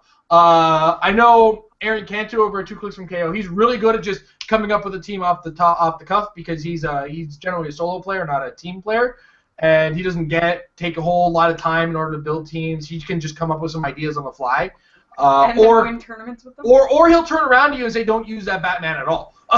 That also becomes a problem, right? I will force the issue, while at the same time saying, personally, I wouldn't use it, but you could do this. And it just comes down to committing to it and making it happen. And I would lean more towards putting Toymaster to add to his defense and then topping it off with a shield from the green power battery if you don't want to go the route of the indigo battery. Because you can still use the ATA, you just got to kind of force feed a way to get another Gotham City Justice Leaguer in there. And that's why I kind of immediately thought of the 75-point version of World's Finest. So I think I invoked Aaron's name, and he probably just Facebook messaged me. He did! He did! I heard my Facebook go off. Like, that's gonna be Aaron talking about. I just turned on, and you mentioned me. I'm blushing. We love you, Aaron. That's some precog right there. I don't think he'll complain. I'm plugging his show, and it's a great show to listen to as well. But that said, Nathaniel, you're up next, sir. Going back to keywords for a second, I really, really would like to see Metal Men be more effective. Outside of Alloy, it's just tough to build a team around them. I don't disagree with you. I believe they are the coolest thing when you get two of them in sealed. They are, as a whole or as a group, very, very tactical team. You have to be so careful. You got to keep them so close together, and somehow you've got to distract your opponent with something else. Every time I build a Metal Man team, I start with Platinum because their defenses suck, and Platinum comes with an 18 defense with Defend, so she gets to share that awesome defense with all her friends. So then you get characters like if Lead is next to Platinum, then you got an 18 defense now with an Impervious that rolls higher. And I believe Platinum's effect might add defense to characters. I'm going off the cuff because I own a Platinum, but it's in escrow and needs to come to me at some point. What is it? Platinum is within 3 squares of another friendly character with Metalman keyword. She can use Sidestep, and when using Outwit, she can choose an additional power. Okay, so it doesn't even affect her defense. So you're talking about Lead, who's got an 18 defense, which not that hard to hit in the current meta game of Constructed. But Lead does have that Impervious that's that's easier to roll out next to her. But again, Impervious is easier to get through than Invincible because penetrating damage works on. So yes, I do understand your conundrum at great length. So ultimately, your team comes down to relying on tin for perplex. In addition to that, though, don't forget that they're robots. And the robot ATA can give them all perplex to some degree. So while you start building, and even in the 300-point realm, you start dropping the number of characters you have, or start looking to some of the 25-point versions, so that when you do that, you're starting to say, well, I need the robot ATA to get some perplex going, in addition to Tin's +2 perplex, which is, though brilliant, not something you could fully lean on. I know lead is probably the most. Lead and gold are the two most offensive pieces of the game, or of the team, because gold has a 7 range, and lead hits super hard, especially near other metal men and with a heavy object, because he ultimately turns a heavy object into an ultra heavy object, but actually increases damage dealt, which means if you get a critical hit, you're not really affecting your rule of 3 or anything like that. He's super cool. So I see your conundrum, though. Don't look too far past bringing them on after losing an alloy. Having alloy be the source of them coming back, not necessarily a bad thing, especially if you're high enough points to bring almost all of them out. I was thinking of doing alloy and the doc, because the doc can then heal them up after they pop out of alloy. That's right. Also, though, if you're playing the Metal Man on their own, Doc Magnus does kind of become something of a mandatory pick, because you need to keep them alive, and they don't do that on their own very well. So, I often look at the combination of 275-point alloy and Doc Magnus, because, well, these guys die, I lose, gotta keep them alive. If this guy dies, I still have this big guy alive to do some damage. And then even if the big guy dies and the little guy's still alive, like you said, you can heal them back up and get going. So it's not a team that's going to be competitive in its own sense, but it's going to be Metal Men. You're going to find combinations of 2 of them in robot teams, outside of, like you said, the Alloy and Doc Magnus combination. Amber? I honestly just haven't had enough time to sit down and look at any of these sets that I feel like they come out. So I'm still on, like, Nick Fury. Like, honestly, the sets have come out so quickly and so close to each other that it's like, I don't know what I'm looking at anymore. Most recent meta team is all Superman, Wonder Woman. That's true. That's the last set that I've really delved into. That being said, Jason touched on it a little bit, where I think the Metal Men themselves are really cool, but if we're talking more competitive, aggressive play, having, like, the only other keyword that they all have is robot, and we've talked at length at how good the robot keyword is right now, especially after Age of Ultron came out, and they're good together. They're really cool and thematic, and I actually want to stress how good the design is on them, because it's been a really long time since we've seen an entire team in a set, and one that works completely well together. Like, every single one of them works with each other. They all get sidestep if they're within 3 squares of another Metal Man. They all kind of boost each other up, and it's just, like, a really good kudos to the design on that. That being said, I don't think the intention of them was to ever be really all that powerful, even with Alloy being big and beefy. And splitting into up to 7 guys, that can be really, really scary, considering how much damage you have to put into Alloy to get him to that point. But that would probably be the most competitive that they're going to be, is having Alloy as your main attacker, and then, surprise, Metal Men. Or, like I said, 2 of them on a robot team. Or then splitting them up and not actually having a Metal Men keyword team, having a robot keyword team with Metal Men on it. Like, Mercury has TK. He's 25 points. Tin is 50 points. Yeah. With +2 perplex. That's 75 points that fits into a robot team that Very now scary. has a +2 perplex and a TKer. That's very scary, actually. Hey, remember what I did with the Mandarin's power plants, TK? I don't need that power plant anymore to do that. There's Ultrons on my team. I can bring a round table. Can you imagine what a round table with Ultrons can do? The possibilities, they're endless.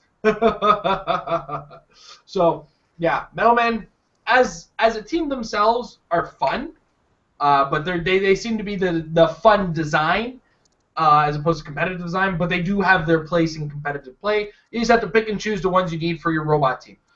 Or just in some cases just a team, because not all competitive teams are theme teams. And sometimes you can look at a team and go, you know what? I could use an 18 defense with defend. What can I get? I can get a platinum.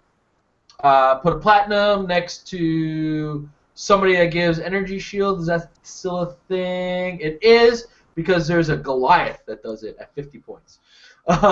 So then all of a sudden you got 20 defense at range, and nonsense continues to ensue once you really start to stretch the limits of things. Ultimately, I think what I'm getting at is the Metalmen as a team, fun. The Metalmen on their own have their place. You just have to find the place to put them in.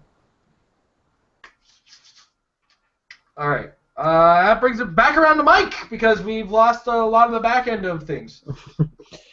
Alrighty, so I wanted to make sure to get this question in. A lot of them here, wrote them all down. Now, tomorrow night, I am going to be playing in a game with the regular Saturday night crew, and the build suggestion was just a Golden Age 400 points, and it has to be a keyworded team. Okay, and so I was kind of thinking around with a bunch of ideas, and eventually came up with. I don't want to, just in case any of those people are watching tonight.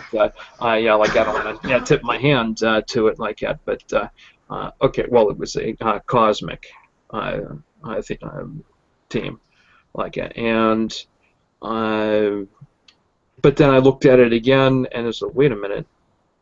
These are both they're two pieces, two pieces in this 400-point team, and they're both modern, thing like that. And I know that it says golden rules apply.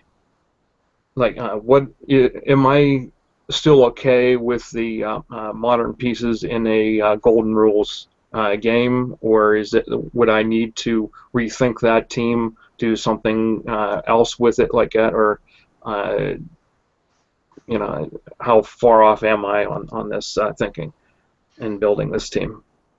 One thing to understand about the Golden Age as it stands right now is that the idea of Golden Age's existence is not to exclude new stuff and only allow old stuff. The idea is to allow everything. And you run into the problem with us a couple times as our collection, though we have been playing the game for 13 years, our collection doesn't represent 13 years of HeroClix. In fact, it represents 2 to 3. And the reason for that is space for us. But when local tournaments run Golden Age tournaments, though we have a few Golden Age figures, a lot of our teams are mostly Modern Age legal, and that's allowed in Golden Age. Don't get thrown off by occasionally the guys like, well, it was a Golden Age tournament and you didn't bring any Golden Age figures. So you're not a cool guy for not bringing any Golden Age figures. F that guy. Because let's be brutally honest, Golden Age literally allows anything, and it doesn't matter if your team got old stuff in it. Some guys don't own old stuff. The idea of Golden Age's existence is to justify your age-old collection, your dusty old-ass figures. You're allowed to own those, and every so often you're allowed to bring them out and play with them. So don't panic. Oh my gosh, I got modern figures in my Golden Age. You didn't just create PB Max. You're okay. Because Golden Age in HeroClix, much like Legacy, I think it's called in Magic, used to be Type 1 when I played, it's just that. You're allowed to use everything in order to justify still owning old things. Almost went up my nose. What? That you don't drink with your nose, Amber, you drink with your mouth. I know. She burp or something. I hate that when I start drinking caffeinated like that, and I burp in the middle of it, like I guess. Oh. Anything to add Um, other than my cool voice? I found that Golden Age really depends on the venue, because when we do Golden Age at our venue, which for a while we were doing everything was Golden Age unless it was sealed, which Golden Age is kind of an excuse to pull absolute shenanigans, and be prepared for absolute shenanigans. One of the first tournaments that Kitty, one of the first tournaments that we ever did when we got back into playing, I did a Wolverine multiverse, and I played a whole 300 or 400 point team of Wolverines, and I made sure that every single Wolverine was actually from a different universe and different timeline and stuff. So, anyways, and I just like, and all I had on there was just the Wolverines. But then I went up against a fully modern team that had feats on it, and then I went up against a completely golden team that had the Book of Skulls on it, and I was like, everything is hurting my brain. So I find that just Golden Age it's all that every single thing goes. So if you're playing Modern Age figures are still Golden Age figures. And it's something that a lot of people don't really think about. When they think Golden Age, they go directly to either the pre-carded era or even after that, and like the feats and the craziness. But Golden Age is just literally everything, and everything goes. So having a Modern Age team in a Golden Age team, it's still a Golden Age team. Golden Age is like split and merge. It's nonsense. You're nonsense. Oh, nonsense you. Yeah. So again, don't worry if you have modern figures. That's not a thing. And if anybody complains about them, send them my way. I'll disbarter them off my balcony. And I'll even use his voice. He's like, "This is Sparta." Rich, have you thought of anything in the meantime, or should I pass it off to Tom? I have not, so I actually think it's a good time for me to go ahead and bow out. All right. Well, thanks for joining us, and thanks for being a patron this month. And we look right. forward to the team that you plan on building for us this month. Yeah, I think I'm building for you, and I'm looking at that brute keyword for some strange reason all of a sudden. Oh my God! I told you these guys existed. I told you, Amber. One day it was gonna happen. I warned you. They're gonna pull the shenanigans. You should get the message soon in either your Patreon inbox or your email. All right. All right. Thank you very much, Rich. That brings it up to Tom. And you're muted, Tom. You're muted. I said, I know I had something for this. Oh, you could have used that whole time your mic was muted to think of something too. It's like, oh, I can't make it work. I don't understand. All right. I realize that this will sound targeted towards Nick Fury, but it's not necessarily meant to be.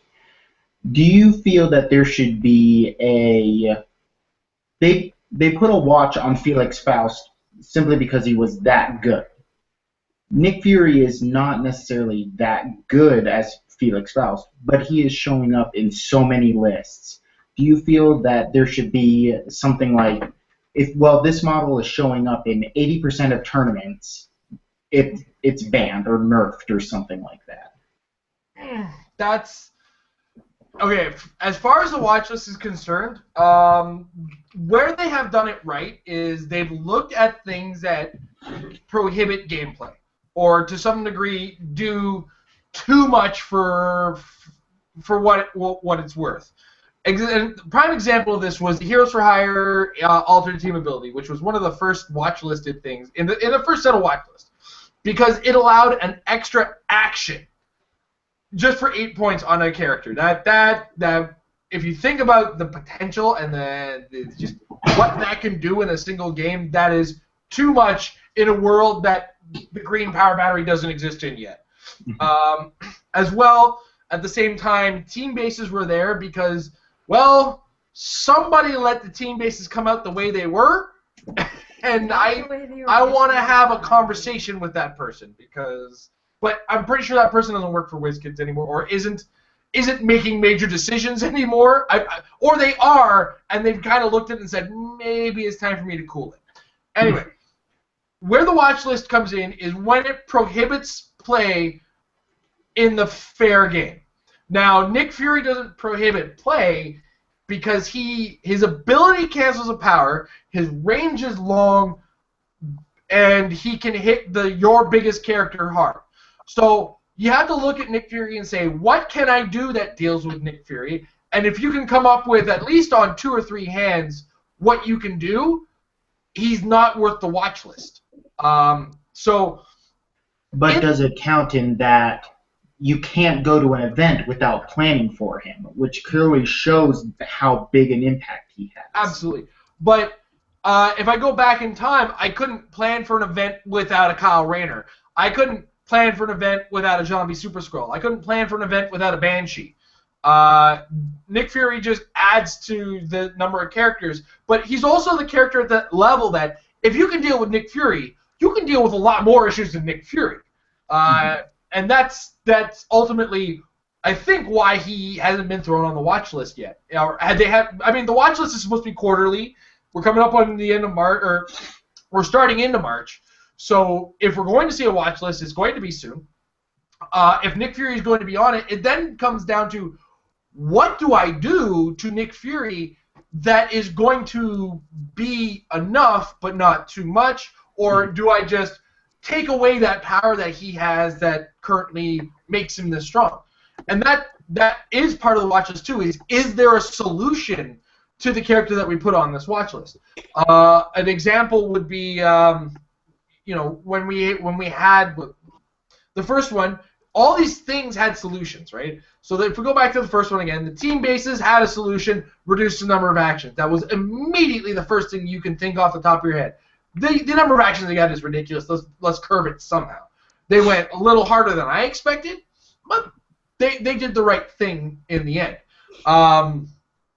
The Heroes for Hire ATA had to do something, so they limited it to just an attack, not an action of any sort, a specific vanilla attack. Still strong, just not broken strong. Yeah. The bat belt got changed to you can't put it on flurry. You can't put it on flurry and +2 attack or +2 to all your stats, and that made so much sense. You can still put it on a click that if you can find an item on your thing and make it can effectively used, that's okay. I mean, the first thing you go into a watch list with is what can I do to the figure that really just rewords a power or just changes a wording somewhere. And sorry, Aaron's got some awesome info all the time. I don't want to interrupt my train of thought though. So when I go in to think what can I do to Nick Fury that really needs to curb him, the only thing I can just say, rah, this has got to go, is possibly the +1, when he gets a +1 attack, +1 damage, and then it does penetrating damage as well. Yeah. Maybe the penetrating damage is over the hill. Maybe. Because he can already cancel a power, right? So, if we have our watch list, and Nick Fury finds his way to the watch list, by all means, that would be the only solution I could possibly come up with, is just drop the penetrating damage from that portion, because they dropped penetrating damage from cop cars, and you never saw them again. But Nick Fury will still be used in that case, and it becomes a fact that whoever's using him has to do an extra step of thinking. But then on this watch list, what else do we put? Felix Faust still has. Faust doesn't have to go back on there because Faust does still have the problem with Rocket Raccoon, because he's still got a 50-50 shot of just shutting down your opponent with a Rocket Raccoon. There, it goes up to 75%. So maybe turn Rocket Raccoon into just limited to D6 as well, or just make D20s all D20s unrerollable, or just say Faust's power can't be rerolled. Immediately would have fixed the problem right off the bat. But they specifically said probability control can't re-roll it. So obviously they had some kind of intent with Rocket Raccoon. And those are the when they do this, it's at the same time, Nick Fury isn't always winning. And when he is winning, it's oftentimes a really good player is piloting him. Like when the last term was Patrick Iboko, well, that's a guy who won Worlds in three different situations in the same year. He won the HeroClix Worlds, the WizKids HeroClix Worlds, won WizKids HeroClix Worlds team tournament, and he won the ROC Worlds all in the same year. So I think he's an okay player. And you gave him Nick Fury, which effectively is giving a grenade to the radioactive man. I mean, he's going to blow up. Right? So if a good player is able to pilot Nick Fury well, but then you got to look at it and say, is Nick Fury always winning? Well, in some situations he is, and other situations he isn't. In the 300 Modern, Super Skrull is still reigning supreme in a lot of cases, even though Nick Fury has an answer to him. If Super Skrull can pull off a damage, he's Nick Fury. He's still Nick Fury's nightmare. Because one of the things Nick Fury doesn't have is Pulse Wave. Yeah. Right? Thank God. Oh, jeez. Then I would just say ban him. But where I'm going with the whole story is, Magic has their ban system because sometimes things are just gross. And something gets past game design in testing, and they just couldn't stop it. Yeah, it's a good idea until it gets in the hands of players. And also, when something is really strong out of the gates, and it's noticeably strong, you're going to see it at first, but then people start to come up with the answer. And if the saturation level is high at first, but significantly drops in top 8 showings, then is the thing really a problem? So Nick Fury first showed up, he was everywhere. He was in all the places. Now he's there, but he's not always there, right? So like he fluctuated down enough that people were thinking about him and dealing with him. So to answer your question more directly, I don't think there has to be a rule of the watch list on a percentage basis, because sometimes a character is just good and there's nothing you can do about it. Do I think what I think the watch list is there for is prohibiting play. Nick Fury doesn't prohibit play. You can still get around him. You can still build with him in mind, and still build multiple teams. Like I said, if you can count on more than one hand the number of ways that you can get around Nick Fury, you're still in a pretty safe place as far as the character is concerned. I went overboard. Amber? Actually, well, you were making your point on the fact that the watch list was based on prohibiting play. If you look very closely at everything that has been put on the watch list so far, even characters that have gotten like immediate, or rules that have gotten immediate erratas, those are very much based on characters that break or stop the fundamentals of the game. When we saw Spiral, we were seeing games end within 2 turns. Yeah. That's prohibiting play. When Jake won with the cop cars, he didn't roll a single die. He just moved around the board. And Lex Luthor let him do it for free. Was it Lex Luthor? No. No, it's a GCPD team ability. You're thinking of George Masu's team with Lex Luthor on it that uses GCPD team ability to move him. Anyways, the cop cars were dealing penetrating damage without rolling a single die. So basically, he had to do nothing to win. Spiral let you be in your opponent's starting area and end the game within 2 turns.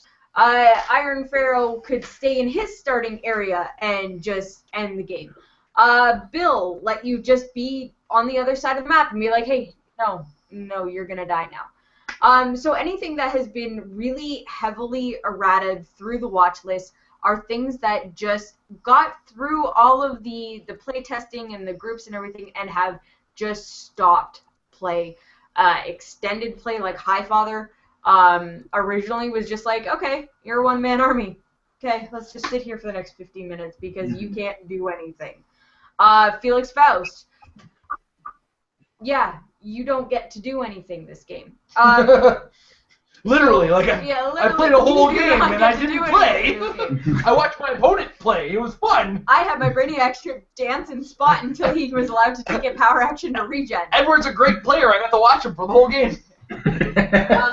So it's one of those things where I personally feel the watch list is in place to correct mistakes that got through. Even like instant erratas, like the Sandhopper team got an instant errata to gameplay rules. That wasn't even a character errata. That was like, okay, we have to change our end game. On that, there was a team called Sandhopper where Sandman would come off the board, Grasshopper would come off the board. Oh, there's no characters on the board, end game. We're both at 0 points. Let's roll off. Yeah. And so they decided that instead of being no more characters on the map, it had to be no more characters on your force. So you had to actually kill or be killed in order to end the game. So it's things like that when players will do this. Players will find give things out to the masses. Characters will find way to break. Players will find way to just break things. And sometimes game companies need that because sometimes you're building within a bubble, or sometimes your playtesters don't think of the kind of things that Joe Blow in Texas thinks of. They didn't consider Bizarro as bad as he was. Yeah. So that's how I feel the watch list is. Now, another thing to that is WizKids has been very, very careful within the last 14 years that this game has been out to never ban anything. For as long as they've been doing high events, competitive events, they used to do everything at Wizard Worlds. Wizard Worlds. Wizard World? Wizard Worlds. Say it with me. Before they moved on to Gen Con and then Origins. Nothing's ever been banned. The only ban that has ever come in HeroClix was from Rock, who are not official. Well, so they're official in their own capacity. They're not WizKids. They are not WizKids official. So it is one of those things where you can take a Faust. You actually still can't take Faust to a Rock. They have not reversed that ban. That ban is still in place. Because Rocket. Because Rocket, yeah. But it is one of those things where they don't want to limit their players either. And when you start dropping the ban hammer, you start getting a very vocal minority being like, oh, this character is very overpowered, let's ban him. And then things, you see it with the watch list, where, oh, this character beat me, let's watch list him. Yeah. Sometimes it's warranted. A lot of the times it's not. And it's one of those things where you have to be very careful in doing, in when you start doing these bans as to whether or not they get out of control. So I think for right now the watch list is doing what it should be doing and correcting mistakes, but it's one of those things that I don't think should be given out to every character that wins tournaments. And like Jason was saying, where Nick Fury, there isn't really too much actually wrong with him. Even if you look at the power, if we were to hypothetically put Nick Fury on a watch list, maybe make it a power action to say you can't use the power and make it more like the orange power battery, but even then, is it really necessary? Here's what's going to happen. Here's what happens with the watch list. Initially, the watch list comes out, and this is on the list. Something might happen. It might not. 2 characters have made the watch list and never got touched. Brother Voodoo and Proxima Midnight. And I think I called both of them. Yeah. I can always call it when they're not going to make a change, because Proxima Midnight doesn't prohibit play. She was just really, really strong. But she happened to win tournaments for a short period of time a lot. And then, people started to realize she was soft-skinned. Then it came to, when it came to Brother Voodoo, Brother Voodoo's a prime. Of course he's going to be low points, high effectiveness, because he's a prime. You only have 1 prime on your team. Your green-colored slot was only allowed to Brother Voodoo. No. So, and then all of a sudden, Precision Strike showed up in the game. Like, the game rules said, oh, well, we have an answer for him. It's called Precision Strike. Plus, the Heroes for Hire team ATA got nerfed at the same time, and he was a hero for hire, and that was really part of the problem. When you could move that character 20 squares across the map and then say, you're mine, for a turn. Right? So, sometimes a character on its own isn't the problem. Sometimes a character with an element becomes a problem. But Nick Fury is going to be. I can almost guarantee he's going to show up, but I don't. If they have a watch list, and Aaron, the message he sent me while we were yapping or invoking his name, was that we're probably going to see the next watch list in April, which probably a good bet. End of March being your quarter, I guess, because not much happens in January at WizKids. So if we do see it, I can see him being on there, but I don't see a drastic change happening to just a character who's already good just in numbers. I mean, he's a short dial. And yes, I understand why he's potent, and I understand that he's hard to play against, but this game was, like, if you're competing, the game's not supposed to be easy at the competitive level, right? So, I think we're good. We're good. Yeah, we're good. All right. I hope we've answered your question sufficiently. There's a lot that goes into that kind of thought process. I understand the game design. So, next we move on to Nathan. It seems like they're cycling through certain things for each of the properties. Like when the vehicles for DC went out of Modern, they brought the vehicles into Modern for Marvel.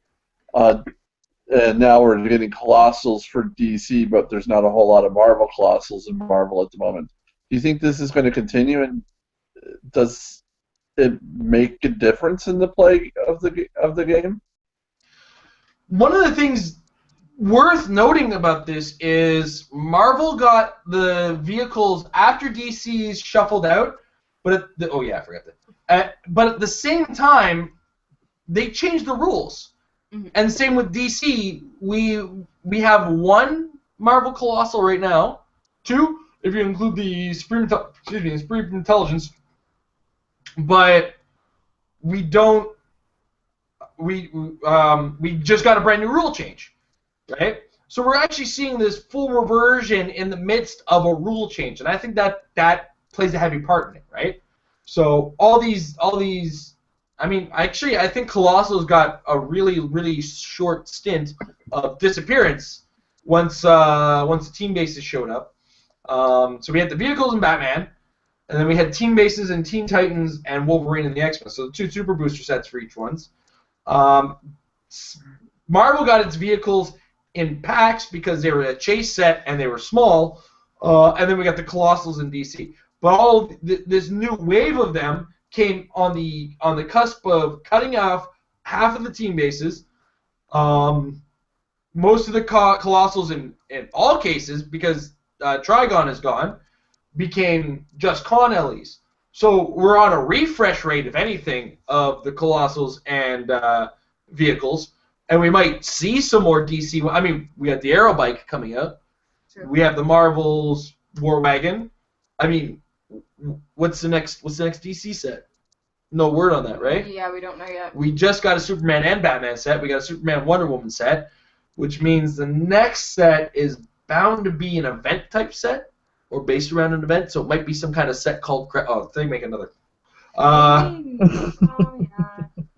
understand what you mean. Something crisis. It's gonna be some kind of crisis, either an infinite or a final or or maybe even future end set. Who knows? But we could see vehicles in that set. Crisis on Infinite Final Worlds. Thanks, Tom. That's brilliant, actually.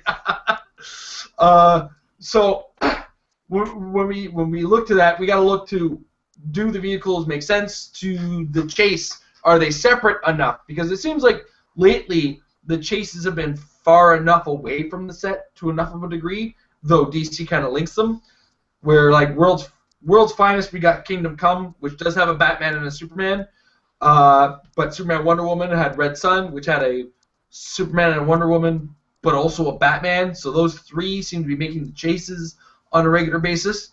So are we going to see a DC chase set with another Invisible Jet, a Bat Cycle, and a Superman vehicle? That I'm just saying words in that case. Who knows? I can't predict on that rate, but I can definitely foresee some more DC vehicles on the smaller scale show up. Bat Cycles, Superman's birthing pod. Thank you, Tom. He's on a roll in the chat right now. Birthing pod. Birthing pod. Well, I mean, in the movie, that's what it was, right? It's the Codex. Yeah, it's what he got born in. Here, you go. You're not even out of the thing that we birthed you in. I want the Codex. But so It's a refresh rate of things, and I think we're in the midst of the refresh on Marvel. Marvel's bound to have some kind of colossal thing coming up. We know Uncanny X-Men is proper packs. Yeah. Have we seen Superior Spider-Man? Yes. And they're proper packs as well. So we could see a super booster with the last chain of Marvel going into the next year, and then next year kind of capping off with a DC. Because you'll also notice the way that things phase through. Last year was mostly DC. Was it mostly DC last year? No, I'm full of crap. I'm full of crap. I'm going to shut up. There's so much Marvel left. So, who knows? Once again, speculation! On one hand, I really hope they don't do super boosters again. It's a numbers thing for us because when you have a brick that has super boosters, it's 8 boosters and then a super booster. So when we normally buy 2 cases, which is 4 bricks. Our opening of Superman Wonder Woman, we were missing so much of the set because when you look at 4 cases, which with 2 boosters missing from each brick, we were missing almost an entire brick. 8 packs of figures. In comparison to everything else. So, I mean, it just, when it comes down to super boosters, I think they take too much away from the set. Do I want to see no more Colossals? Absolutely not. The Alpha class Sentinels were amazing. The attack mode, defense mode, those things were awesome, and they were sold on the shelves alongside Days of Future Past. If they do more of that, the Super Booster Giant Size X-Men guys were re-released as Toys R Us ones. So you could go out and buy the Frost Giants. And what else was there? There's the Frost Giants, Holocaust, Apocalypse. So those guys were just bought at retail. Was it called Holocaust? Yeah, so I mean, if they do more retail Colossals, I'm all for that. And I hope we see more Marvel Colossals because it's always great to see more Sentinels. It's always good to see more big guys. We've got Age Apocalypse coming, so why not do another modern Age Apocalypse? But if it's at the expense of Nemesis, not Holocaust. But if it's at the expense of boosters in the bricks, no. I don't ever want to see super boosters again. It just takes too much away from the bricks. I don't like it. But they do make great prizes for pre-releases. They do, but then also they can turn around and do a pre-release like they did with World's Finest and give us previous convention exclusive and brand new things. And then put God packs in it and make it super argumentative on the internet. Oh, dude, the pre-release for Uncanny X-Men is gonna have Dr. Nemesis. You sure about that? Yeah, because he was the other one. Oh, that's right. He was the other one that got leaked. Yeah. At the same time as Gaslight. Yeah. So if refresh rates happen, sometimes we won't even see a Colossal for a little while on Marvel. I do think we're gonna start seeing a cutback of figures the size of Colossals once pretty soon. I mean, even if you look at these con exclusives, and that's not such a problem for the player base. We might see collector boxes like we saw back in the day with the Giants collector's box and the Legion of Superheroes collector box and stuff like that. It might be an idea they bring back, who knows, and I wouldn't mind Colossals in a box. And just, I know what I'm getting and be done with it. Yeah. So I think there's solutions they might be working on right now that take it easy on all of us. But I would prefer that this new rule book that seems to exist in Oblivion finds its way out before while they're in the midst of this big flip-flop of new and exciting awesomeness. Yeah, I know that the Batman vs. Superman Fast Forces was a Fast Forces and not an actual starter set, which disappointed me. Yeah, which is very rare for a movie set, because a movie set is where you want the random audience to come in. Movie sets attract people who went to the movie to see it, and they want to start this game. They've been introduced to comics. Introduce you to your game, because our game is about comic books too. Play our game. But because this rulebook situation seems to be in limbo, it got turned into a Fast Forces, which is dangerous ground when it comes to these movies. Or they they could have been full of, they could have just seen that it's not having the effect that they thought it would with regards to movie sets and starter sets correlating to each other. It's also it's very fascinating, like Jason was alluding to, is the conversation that must have happened because when the initial solicits were sent out, when stores were supposed to order their stock for the Batman vs. Superman set, it was listed as a starter set. And it was supposed to include a rule book and a map and everything that you would expect from a starter set. And then about a month or two before the actual release, suddenly that solicit changed, and all of a sudden it's a Fast Forces pack and no longer a starter pack, which makes me wonder if when we see the Civil War stuff come out, whether that's suddenly going to turn into a Fast Forces instead of starter. We've got the Ninja Turtles one that's coming out, and we've actually seen the boxes of that. That is a starter set. Now it's a starter set, but it is packaged the same way that the two-player starter set was packaged. And I know a lot of things weren't necessarily in those packages. Those came with small. We've never bought those. Small brawl maps. Those come with board tokens. Bystander tokens. Yeah. But I don't know if they actually came. I know they came with scenario rules. I don't know if they actually came with a rule book or not. So while we were under the impression that it would be a 6-figure starter set that we're used to seeing, we got the 2-player starter set, like we saw with Man of Steel.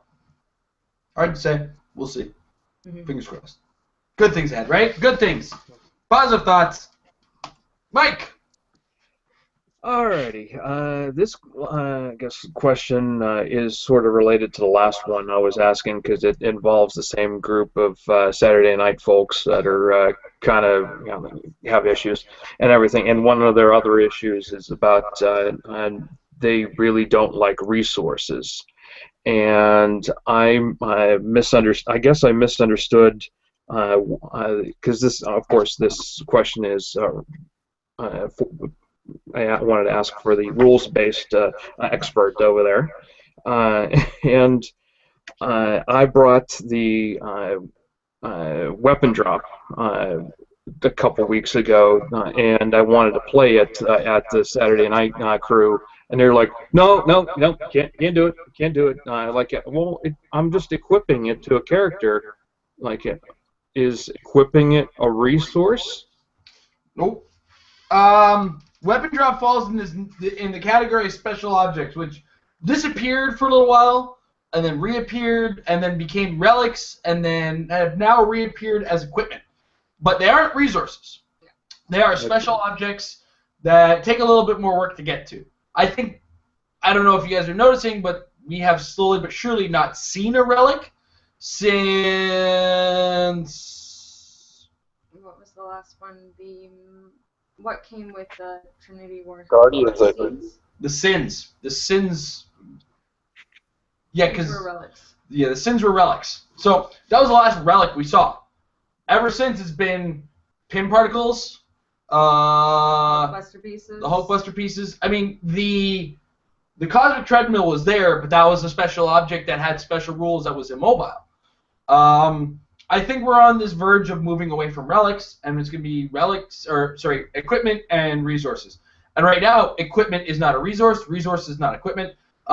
Equipment is sometimes special objects.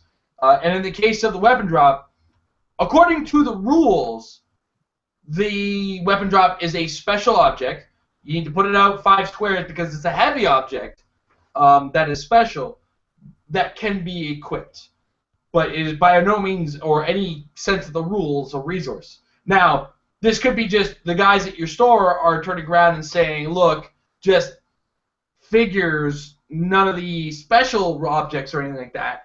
And that comes down to house rules. And I think it's worth taking a couple seconds to turn to the guys at your store and say, okay, you're not allowing me the weapon drop. So this means we're not allowed special objects as well as resources. And just make sure those things are clear, because it's very dangerous when a store starts introducing special house rules, especially if you're listening on WES, you're advertising these events, and then you have walk-ins. Because if some dude walks in off the street and you were non-specific as to not allowing resources, you didn't tell everybody that you consider an equipment or special object falls under the same rules as a resource, then you're in danger of alienating brand new people from coming in the game. So you got to find a way to make sure it's publicly known that house rules in your store exist to some degree. And if they list their events on the WES, they have to make sure 100% clarity as far as these things are concerned. But going back to your statement there is, if they said no resources, strictly said no resources and no relics, and you brought the special object, well, that falls under neither category and is technically within the rules. So what it sounds like is you need to just make sure that you and your store are speaking the same language, and they specify that the weapon drop is, or any kind of special object like the pin particles is not allowed. Okay, yeah, because I know these people are already. Well, I don't want to talk bad about them or anything yet, but you know, frustrations occur in all senses, and sometimes people mess up rules, or you know, they want things to be a strictly one way, and the communication from judges, tournament organizers, and the players has got to be 100%, 100% both ways. Which is why our store we generally try to avoid. We have no house rules. Our rules are strictly the rules of the game Clix. And if there is a special rule for the scenario, it is on the WES, it is on our announcements, and whenever we talk about the events, we're specific about them, so as not to create any kind of issue or ambiguity to the tournament. And we also won't kick anybody out for playing too competitive. But though during the tournament, if it's like a 600-point couples tournament and you bring 2 couples and a team base, well, we're gonna laugh at you because you're being a jerk. But you know, the rules of the game are very strictly the rules of the game at our store. And then that's where things get a little weird with some stores, and they have specific house rules. And I would suggest talking politely and just bringing it up with them and saying, look, I did this. You said I couldn't. Can you make sure that I'm not the only one who doesn't know this? Mm-hmm. So. Okay. All right. Thank you very much. I think I'll stick to my Thursday night crew instead then. All right. Tom. Final question for me, and then I got to get going. And this is open to everyone, you guys, and our other listeners. We got on a roll about colossals and stuff like that earlier. Who is your favorite colossal in the game? Like, just who do you love just sitting down on the table to be the giant guy that your opponent's like to look at? And my favorite, Mr. Sinestro Core Anti-Monitor. I love that one. I wish we got that one. That was a con one, right? I actually don't know. I found him at a yard sale for $10. Picked him up. Oh my That's amazing. God! Now, did they get a good look at you because you robbed them? I actually was not aware of how much it was until I actually went online and looked, and I was like, oh, well then. Like I said, did they get your license plate? What's your favorite colossal? I get to start. Right now, Titano. I was ready to scream liar at you if you didn't say it. I was like right here, like, you don't say Titano, I'm going to scream liar. The con exclusive Brainiac ship is awesome. Yep. I love that ship. Before that, I wasn't a big Colossal fan. I have a special place in my heart for the Dark Phoenix Colossal because at the time she was a prize and I won her. But other than that, we were at a time collecting the Colossal. Now, that's one thing about the Colossals before. They used to just be prizes. They were almost exclusively prizes, and they were huge, much bigger than even the Dragon and the Necron that have recently come out. They used to be like 2 to 3 times that size.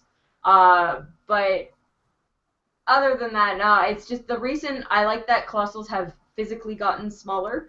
They've gotten a lot more transportable, and they're a lot more a little less intimidating to put down on the board, where they haven't gone down in power, they have gone down in size, and they're a lot more maneuverable and a lot more enticing to play. So a lot more favorite Colossals now than a couple years ago. Mm-hmm.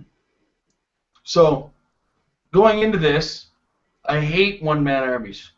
I hate tent poles. I don't... Eggs and baskets just all in the same place don't work for me. So, when Superman and Wonder Woman came out with the option to play Colossals at 25 points or 15 points, I ran around this apartment like 8 times. I did 4 laps of the apartment. I'm not gonna lie. I was like, I can play them in 3. I can play them. I can play. So then I came up with a 2-way tie, and it is currently Brimstone, because penetrating poisoning is amazing and not an attack, and Superman, Batman, Robot, because boom. Those are currently my 2 favorites, and right now a lot of the teams that I have been building, because a lot of the teams I have been building are robots, happen to include the Superman, Batman, Robot. So right now I'm kind of clinging to those 2, although Brimstone falls under my current new philosophy of don't roll dice anymore, because when I'm not on camera they let me down.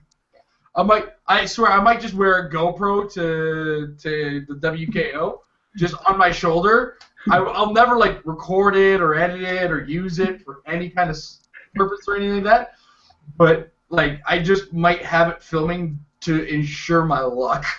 Next Patreon goal. Next Patreon goal. I actually, we have the GoPro, because I don't know how long you've been watching, but for a little while we did film with a GoPro I had acquired. The microphones on those things are terrible, and the film quality is fisheye.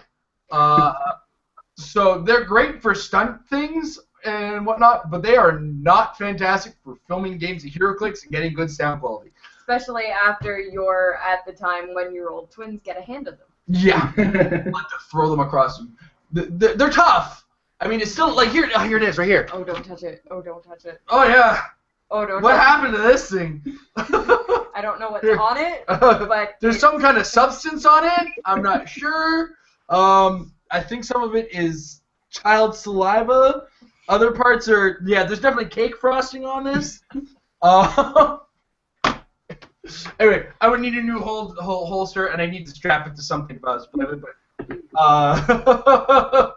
where were you going on about Colossals, right? So yes, I like Brimstone, and I liked the Superman, Batman, Robot, and I like them at their retaliation click levels, because just I like torturing my opponents. Hit me, I'll hit you back. You bet I dare you. Just suddenly, all of a sudden. I noticed that also, sorry, small tangent, because I also do want to hear what the other 2 guys, their favorite classes are. I do notice that seems to be a really design philosophy that WizKids is taking on, that those huge models, like the new Kingdom Come chases, also have those, oh, you want to bring this? Well, okay, it doesn't have to be your whole team. Here you go. Just throw it on any team you want. Yeah, and that I'm enjoying that. It gives... I'm also going to buy Nathan and Mike some time to think about their favorite Colossals. But that whole philosophy of, okay, you don't want to invest all of your points in a Green Lantern or a Superman.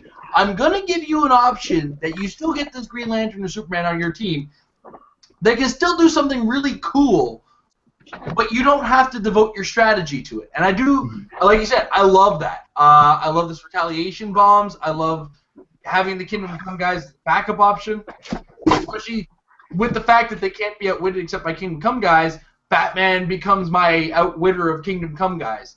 I can perplex them down with the Green Lantern. I can problem with my Spectre that I shoved in the middle of the board. So all these guys are. I do enjoy having the super low option to just squeeze them into any team that they could fit into. Because that was the issue I had with Colossals is, oh, I've got this 800-point anti-monitor. No one wants to play an 800-point game. Nobody wants to play an 800-point anti-monitor. I've done it a couple times.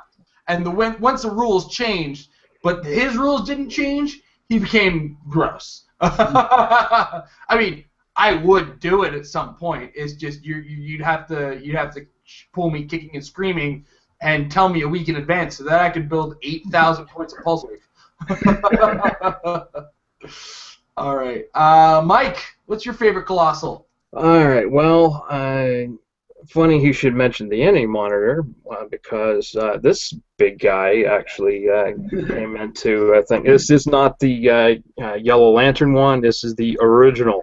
The original one. Thing like that. So I played him in it was the New Year's party. You had to have like a 2016 total build like that, and since he's 1,000 points, he helped out a lot because it would have been way too many tokens on the board with over 2,000 points. But so yeah, he's got 12 range, quintessence, and so I don't own too many colossals. I probably would have liked to have owned the Sinestro Colossal.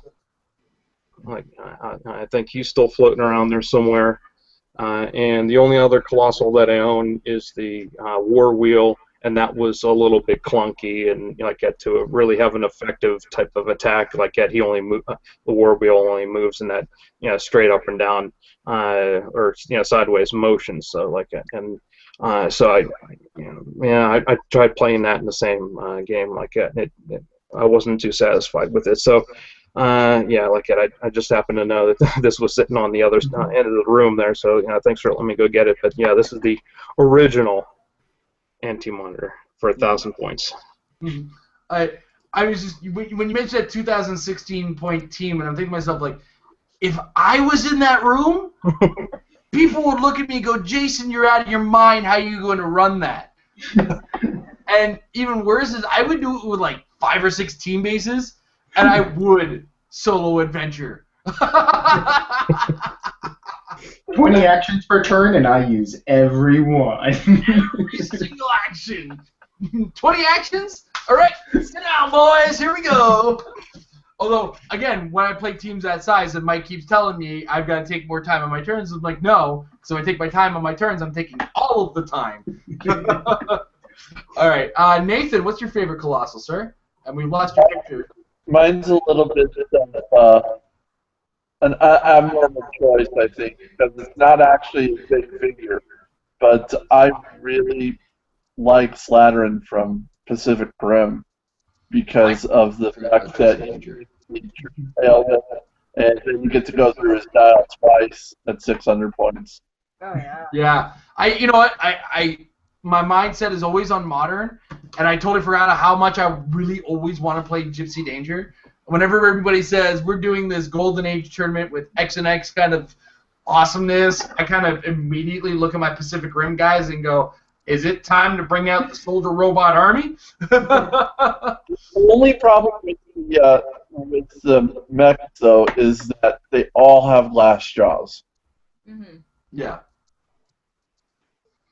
Yeah, but they also all have the PD team ability, So, and never underestimate a Colossal that can see everything with 3 guys with PD in front of him. That's the nonsense I'm willing to pull. I think the first time we actually had an event at our store where you were required to play half of your team at Pacific Rim, and I brought Gypsy Danger. What was it? Oh god, that was the energy explosion bubble, or you had everybody around Gypsy Danger. Yeah. You were able to shoot over them. It was so. I had a gross. tank with enhancement and a couple soldiers. I made a soldier themed team with it, and I had a Gypsy Danger. And what was the other one? The Australian one, Striker Eureka. Yeah.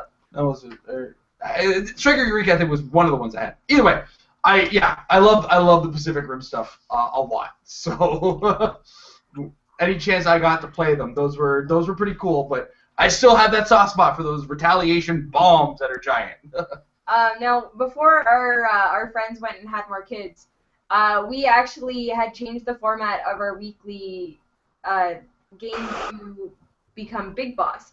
And basically, it would be one of us would play against everybody else, and it gave all of our friends like an excuse basically to bring all of their colossals out. So we'd have 1 week we had the Giant Spectre come out, we've had the Anti-Monitors come out, I have a Cyclops Phoenix, we've had Necron, we've had Serpent. So all of these top dials, which like you were saying, nobody wants to play the 800 point games, was it gave us an excuse where it's like, okay, well now I'm gonna bring my big guy and now all of you have to attack me. And one of the times I had done it was after a rules change that they had made where they decided that the Kaiju team ability wasn't actually the same as the Mystics because the names are different, which allowed you to have Mystic Kaijus. So I put the start.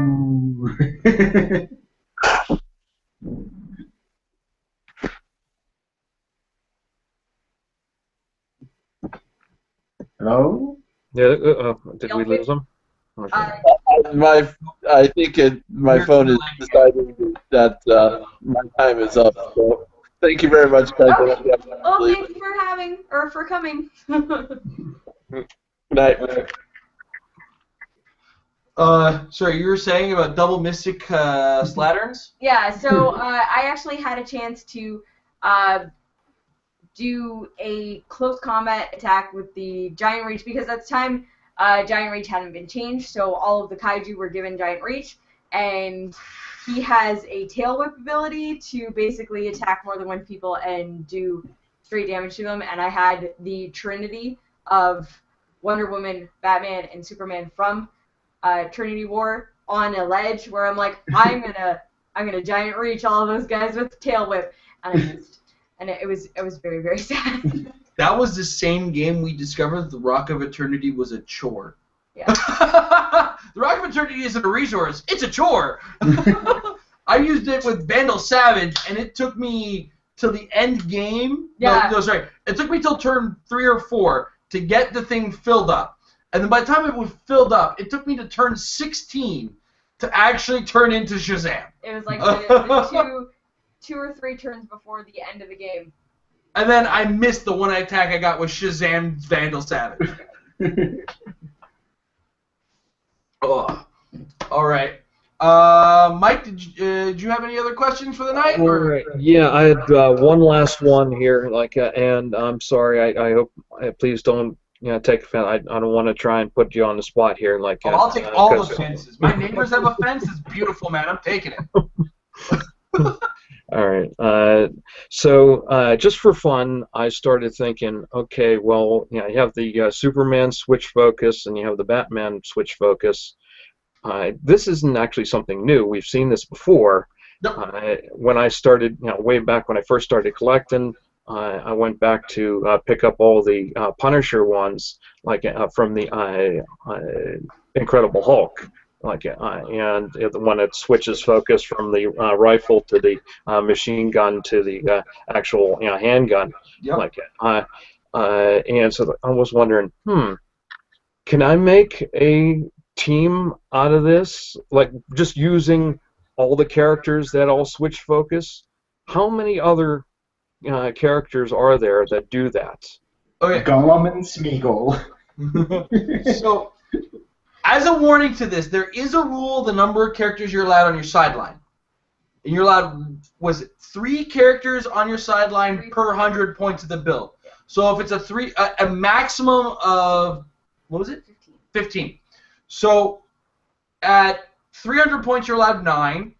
Your maximum at 500 is 15. And then anything past 500 is 15 maximum on the sideline. So then we go into how many shifting focus characters we have. So in the new set, each Batman and Superman has 3 shifting focuses each. So that's, if you put a Batman and a Superman on your team, you have 6 of your sideline. Then you got that Punisher that you just mentioned. So I have 3 characters on the board, adding 2 more to the sideline. I'm at 8 figures on my, is it 3? Was there 3 or 4 Punishers? There's 3 or something. There's 3. Okay, so I'm adding 2 more to my sideline, so I'm at 8 on my sideline. I'm only at 3 characters so far, and those 3 characters, 150 plus 75 is 225. Yeah, somewhere around there. Yeah. Yeah.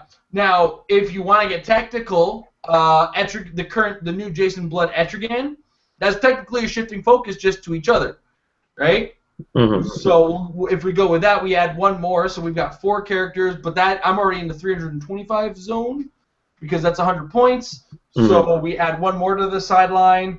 So we went from 6, 8, 9. So if it was a 300-point team, we were maxed out.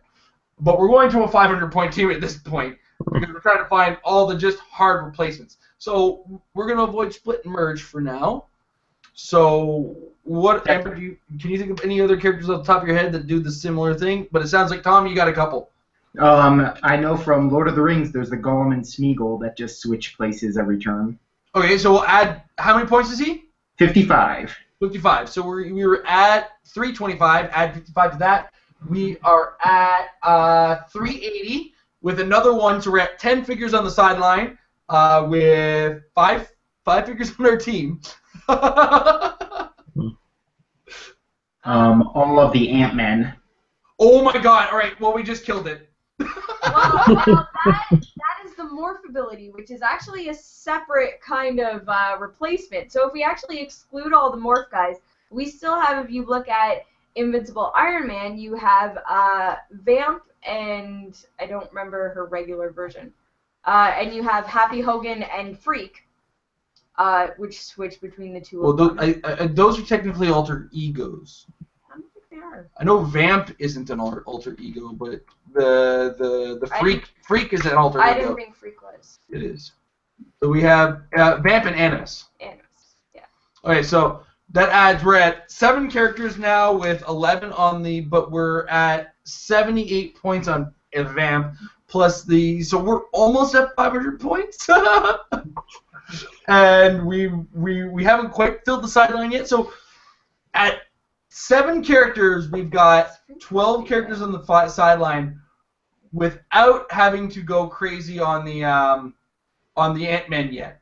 Now, even though the Ant-Man is a different type of thing, it is alter ego. Yeah. Even though Ant-Man is kind of a different thing and takes a little bit more work, I think it's not particularly difficult to move or make a close combat attack with Ant-Man, so he's pretty easy to switch. Yeah, but if we bring in the morph, then we've got Ant-Man, then we're done. Shrinking Violet, then we've got Beast Boy. Like, there's so many that have the morph ability if we add that ability in as well. Do you want to include Alpha Class Sentinel?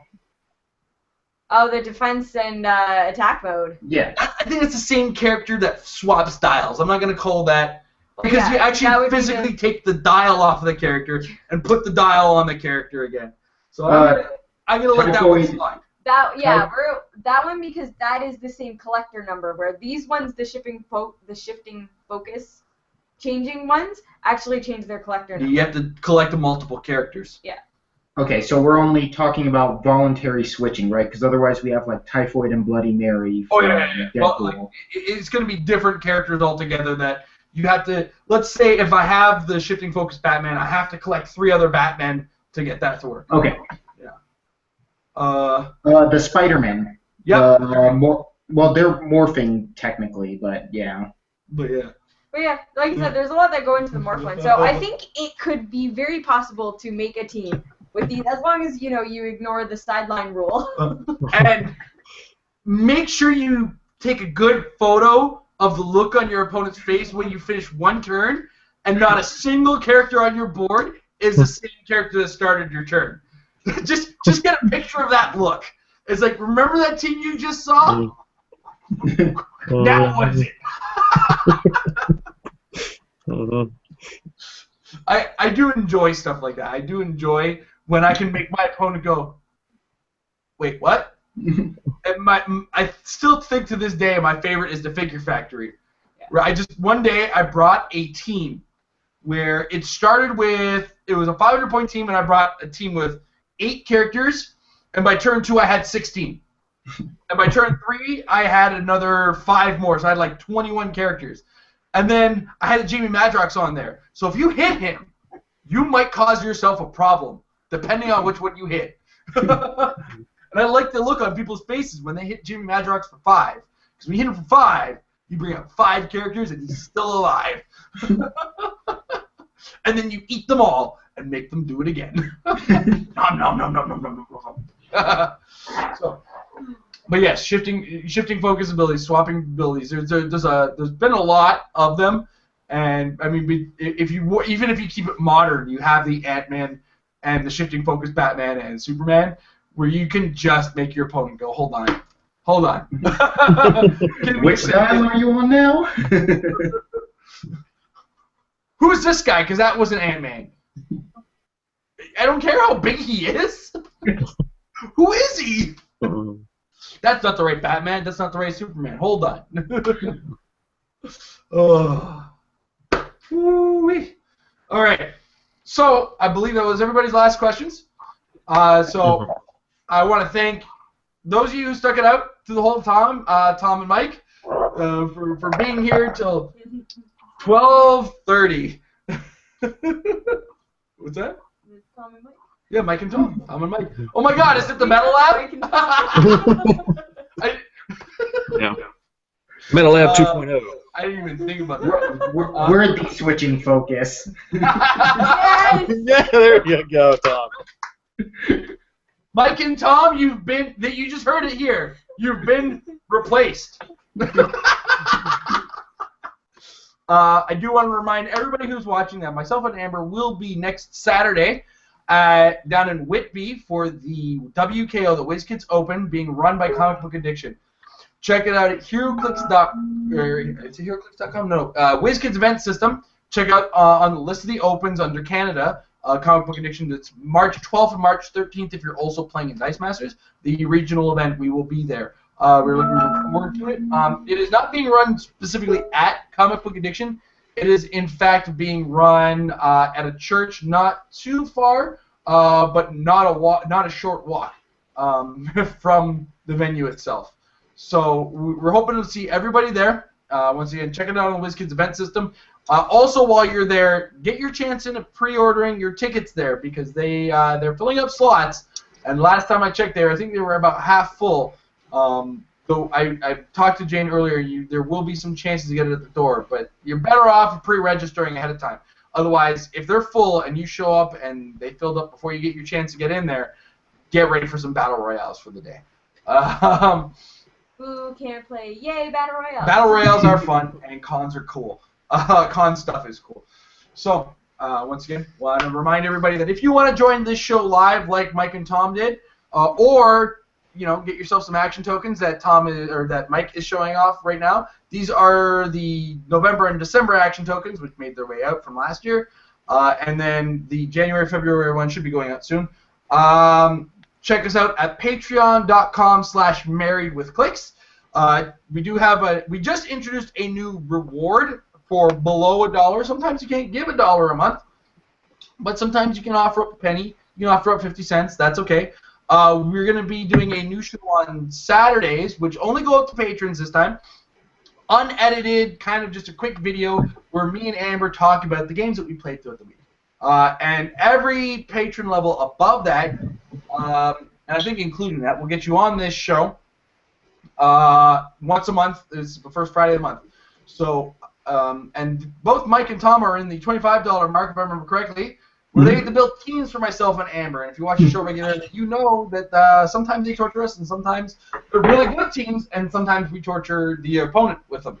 So I know Rich left with a very sinister note mentioning the brute keyword. So I may be stuck with that very shortly. And more these days, I have to watch what I say because these guys do have a sense of humor about it. But that's at the $25 mark. At the $10 mark, you do get that action token and all other patron rewards down below it. So we always, as always, we do definitely appreciate the support that guys like Tom and Mike offer us. Guys like Chris and Rich and Matt and Nathaniel, who were on the show earlier with us. We do appreciate all the support that we get. Even if you go to hcrealms.com in the store and enter the coupon code MARRIED, or you go to majesticccg.com and join the Apex Insiders premium portion of the website, where you get some articles that occasionally get articles written by me. I just recently put up an article on playing as a solo player in competitive play. So once again, thanks everybody who was on the show. And thank you guys for watching. And as always, I gotta say, practice makes your team better. You got any kind of outweigh? No, you got no outro. You're just gonna stick with it. All right. Have a good night, everybody. Good night. Bye-bye.